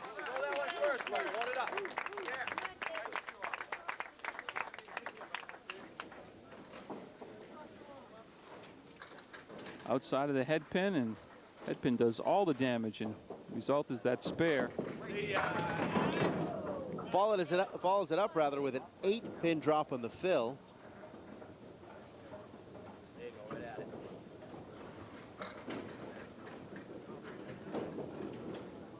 Had a nice run of, I believe, 4 marks to open that Challengers game. And make it 2 in a row. I wonder how, if he can keep the intensity up. That was a very intense Challengers match which he won 139-129, but doesn't seem like he's lost anything. Still focused and opens up with 2 spares. Now to Joe, Phil in the third, coming off the spare in the second. Right in the head pin, drops 6. 4, the 7, the 3, and the 6 left up.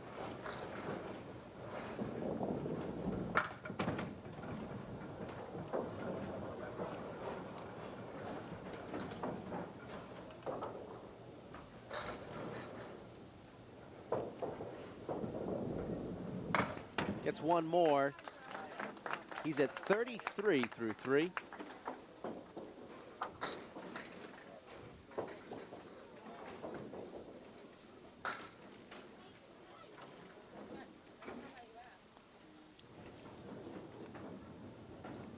Over to lane 36 now. And how about a strike for Joe Cascio? Likes that lane as the spare and the strike, 2 and 4. Looks like it's going to be a solid 9-pin drop, and watch the pin come out of the channel. Right there. Was on its way away from coming in contact with another pin and knock down that 5-pin for the strike. Meanwhile, Dave Hodge goes right through the middle. 1, 5, and 8 pins out of there. Spread eagle plus the 9 left. Oh, my. Almost converted that.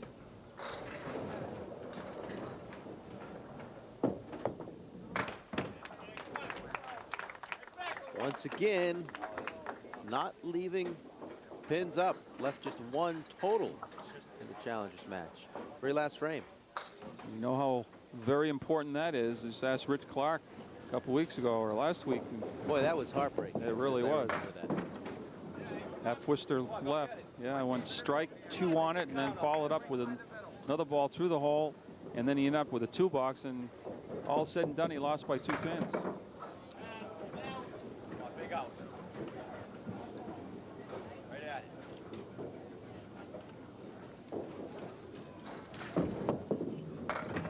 Oh, terrific out, and he's still. Just when you think he's going to leave some pins up.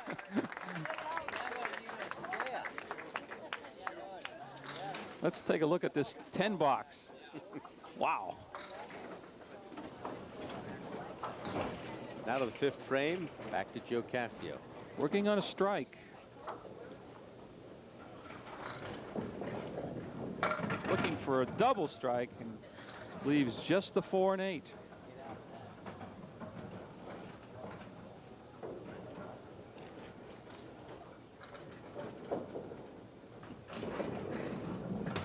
Misses them both. Like to go a little bit one way or the other. Not come in so full in the head pin.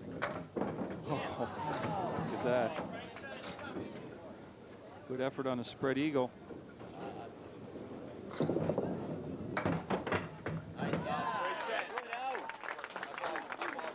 It's now a 13-pin advantage for Joe Cascio. And a chance to go higher now, working on a spare.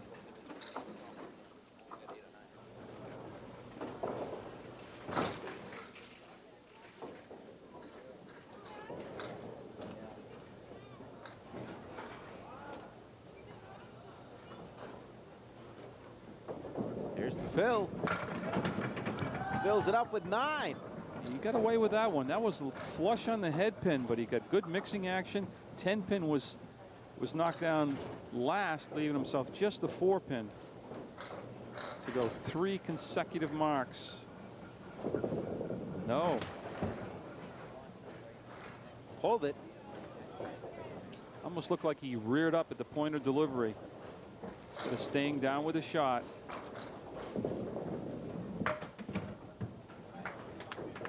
So just the 9, but it came at the right time for the Phil. At 1:15 through 9, out of the 10th for Joe Cascio. I'm always amazed that after you miss a single, the next ball you throw is always pretty good. Makes you feel real good about missing the single for the mark. Let's see what happens in Dave's case. Yeah. That's good. 8, in fact.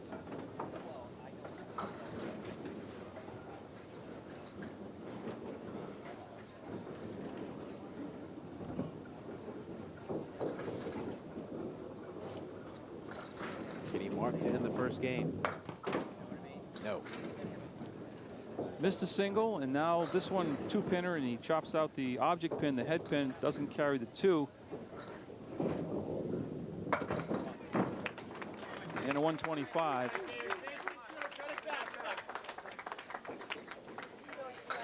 See how Dave Hodge can finish, looking for his first mark of this game since way back in the second frame.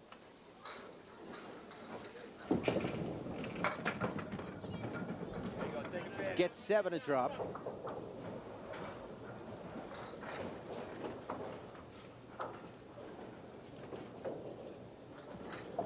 One, 2, 7. Leaves that pin right in the middle.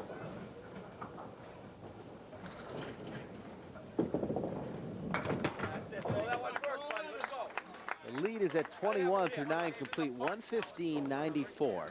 Got a second game still to come, of course. Wants that 10 pin to go. That's not going to happen for him. So he's looking at the 4-7 on the left, 10 pin on the right. Looks like he may catch a piece of that wood in front of the 4-7 and have the ball carry him through. That piece may catch the second one in the back and carry the 10. Yes, nice shot. An extra ball coming up for Dave Hodge. Travel right through. The wood would come into the second piece and clear out the 10 pin. It's a big mark. He can cut the lead down to the mid-teens anyways. And how about 8 more? Dave Hodge is pumped up at the moment. A lot of energy in this one. After a slow start, 125, 112, right in the mid-teens. Good math. 13-pin advantage for Joe Cascio. We're back with the start of Game 2 on CN8 right after this.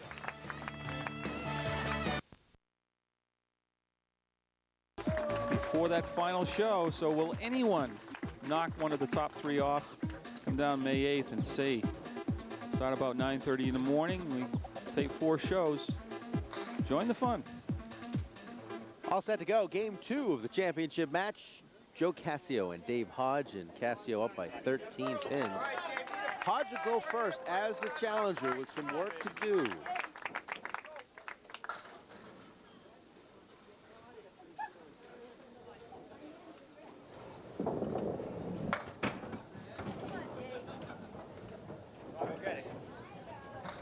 Yet another half Worcester.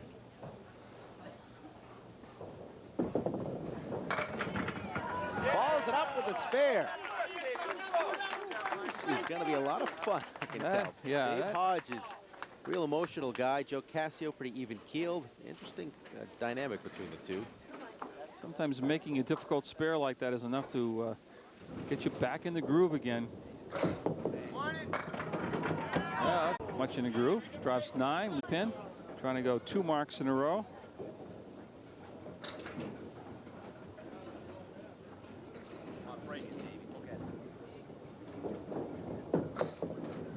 Oh, boy, he had all the room to the left, too. All the room to the left on that wood. It would have carried it, and he's talking to himself. He knows if he was going to miss to the left. Gets it that time. Want to say hello to the Marama family, loyal viewers of the $30,000 Candlepin Challenge. Had a question about the skip lob and the rule change. Yeah, it used to be anytime the ball was thrown over the lob line. Let me rephrase that. The ball had to hit between the foul line, just over the foul line, before the lob line to be considered legal. And a lot of times people were doing what we call a skip lob, like dropping the ball before the lob line and then clearing the lob line. And at first that was a lob because it hadn't touched part of the actual lane itself. But they changed that rule, saying there's no advantage to that, that if the skip lob occurs, that is probably the terminology is bad to say lob in it. When we say skip lob, they still think it's an infraction, but that's perfectly legal now.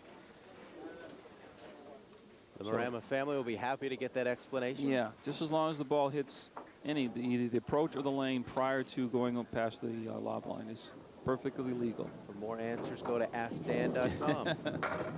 Oh, big Back strike. to Joe Cascio. bowlingstrikes.com. How about that? There you see the replay. Picks on the Brooklyn side for that strike. Not a Dave. Oh, he just buried that one in there. And he leaves himself the 6 and the 7. Doesn't sound bad until you figure out where those two pins are. Oh, very close to cutting the 6 into the 7.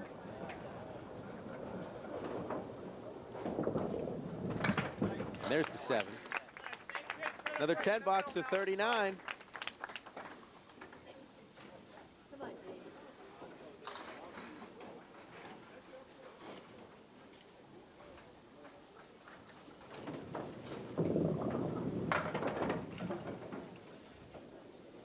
Half Worcester left. And that is a tough one to take for Dave Hodge. Sometimes even in the truck they can feel their pain when they throw those half Worcesters.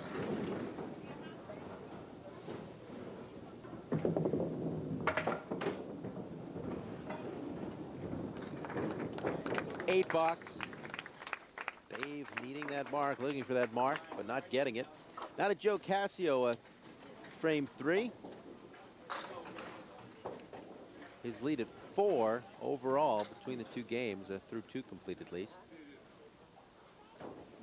Now he's opposite 2 open frames, chance to add more. There's a double. Well. Whoa. Here we go, folks. This is a $1,000 ball. Again, picking on that Brooklyn side and just tripping the 6 pin that time for the double strike. Oh, you got a pin missing. There's a pin missing. The 9 pin is missing in the rack before he throws this and throws another strike, and we have to disqualify the shot. We got Dave's attention, or Joe's attention. Want to make sure everything is perfect for this one.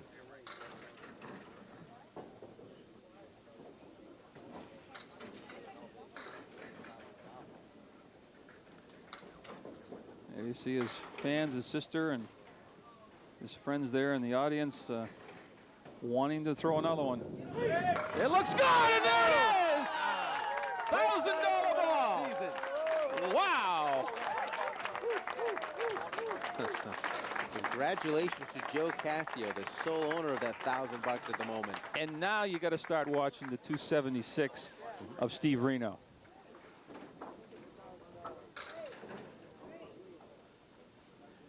Take a look at the reaction from Joe Cascio. Oh, he knew. Priceless for a guy who plays it real close to the vest, usually, emotionally. Let it all out that time. Yes, he did. Why not? Now to Dave Hawk. Just to gather himself, amongst all this excitement for his opponent, and try to rally back. 151 would tie Steve Reno. 152 would surpass him in 3rd place.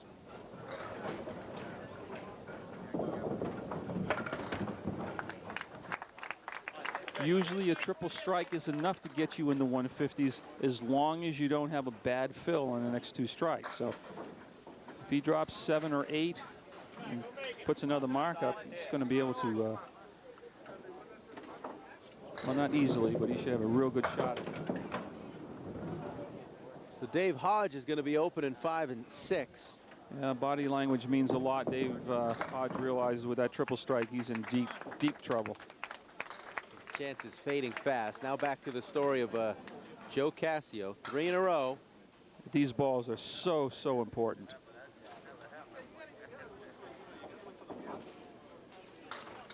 There's a chance to break his individual high single as well.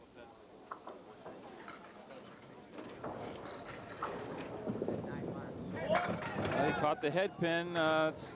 Gets 7 wants to a go. 7 pin 8. to go. That's a huge one to go down. That 7 pin. Check. We're going to have Wood check that. Earl check that wood. The 9. There's an Earl sighting, and he's veering off to the left. That means it's in play, folks.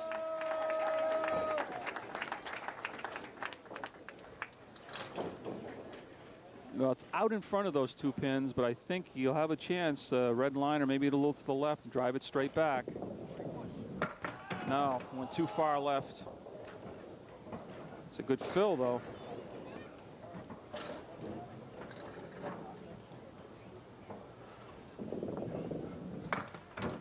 Fill a 9, and then the 10 box in the 5th. Total lead now at 53 pins. Boy, that happened quickly. Thanks to those 3 strikes. The triple strike really did it. He still needs at least 1 more mark to catch Steve Reno. Remember a couple weeks ago, Det Klein in a similar situation, like 6 boxes to go, needing only 1 mark, and wasn't able to do it. It's not easy. 6, 10, and the 7. Oh. 7 won't go. So he won't get the mark here in the 6th.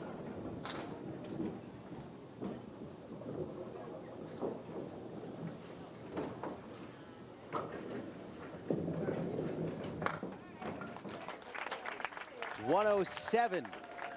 The score through 6 complete, and this one for Joe Cascio. Wow, he's come on strong. We're back to see if he can break the top 3 right after this on CN8.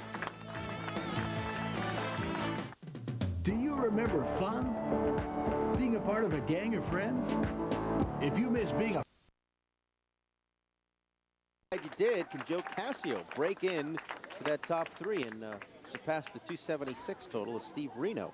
Right now he's got 107 in the second game. Needs to get to 152 in this game. First, though, Dave Hodge. Frame 7. Drops 5. Of course, Joe is assured of at least a piece of that $1,000 sitting out there for the triple strike. If no one else the rest of the season hits it, he'll have the entire $1,000. He has amassed a lot of pizza money in the last few weeks.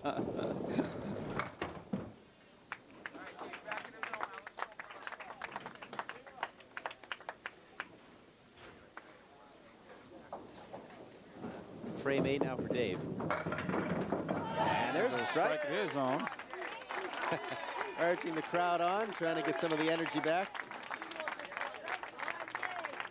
You see Dave Hodges strike. 1-3 pocket, tripping that 7 pin. But all eyes are on Joe Cascio right now. He needs at least 1 more mark. 4 frames remaining. Tell me this doesn't look like a pencil down there. Just like hitting the head pin. Got to tell himself nothing changes. Same speed, everything. No. Yes, I thought he went by it. Glad you were wrong. I'm glad I was wrong is right. Well, that's the easy part. Remember, 152. So he would need a 5 and then 2 10 boxes. So I'm sure he's thinking 8 or 9 or throw a strike on the spare. No. Here's the fill. 7. 7 more.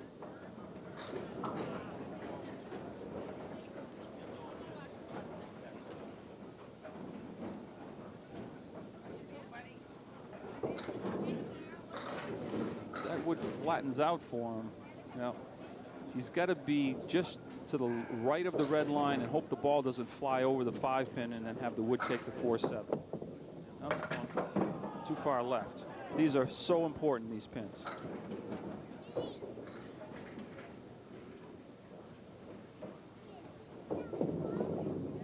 That's a big 10 box. Joe Cascio looking for win number 6 in a row. Already the only member that $1,000 3-strike pool, triple strike pool, and chance to break into the top 3. Been quite a productive day. Tried for the double himself.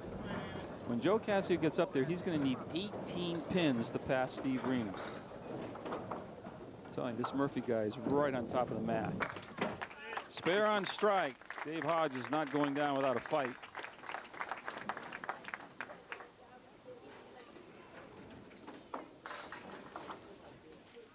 Here's his final frame. Of course, what's in Dave's mind, too, is that to get a couple marks and surpass. That would put Dave down into third place.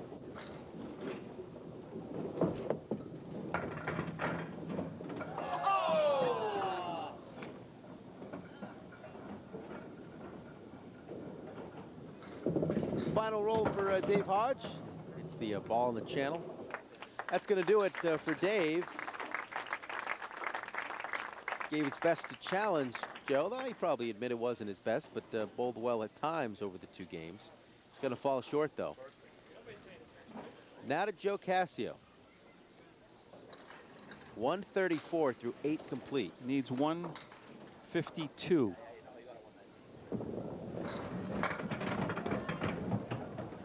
Seven-pin drop.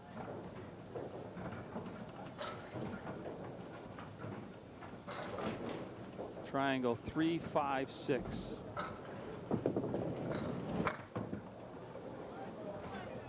Very important pins.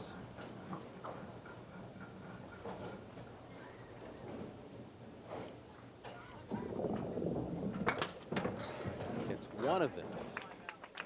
So now at 143, needs 9 more.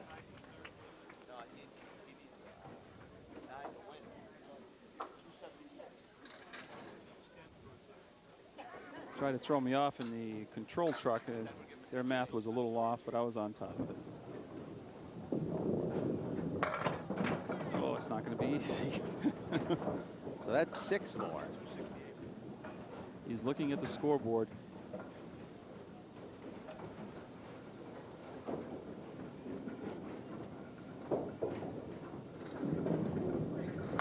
There it is. Joe Cascio. You hear the roar of the crowd. They know. Has earned his spot amongst the top 3. And he owns the $1,000 at the moment. And he's won 6 times in a row. What's going to stop the juggernaut that is Joe Cascio? 278. We'll wrap it up. Check in with the champ when we come back.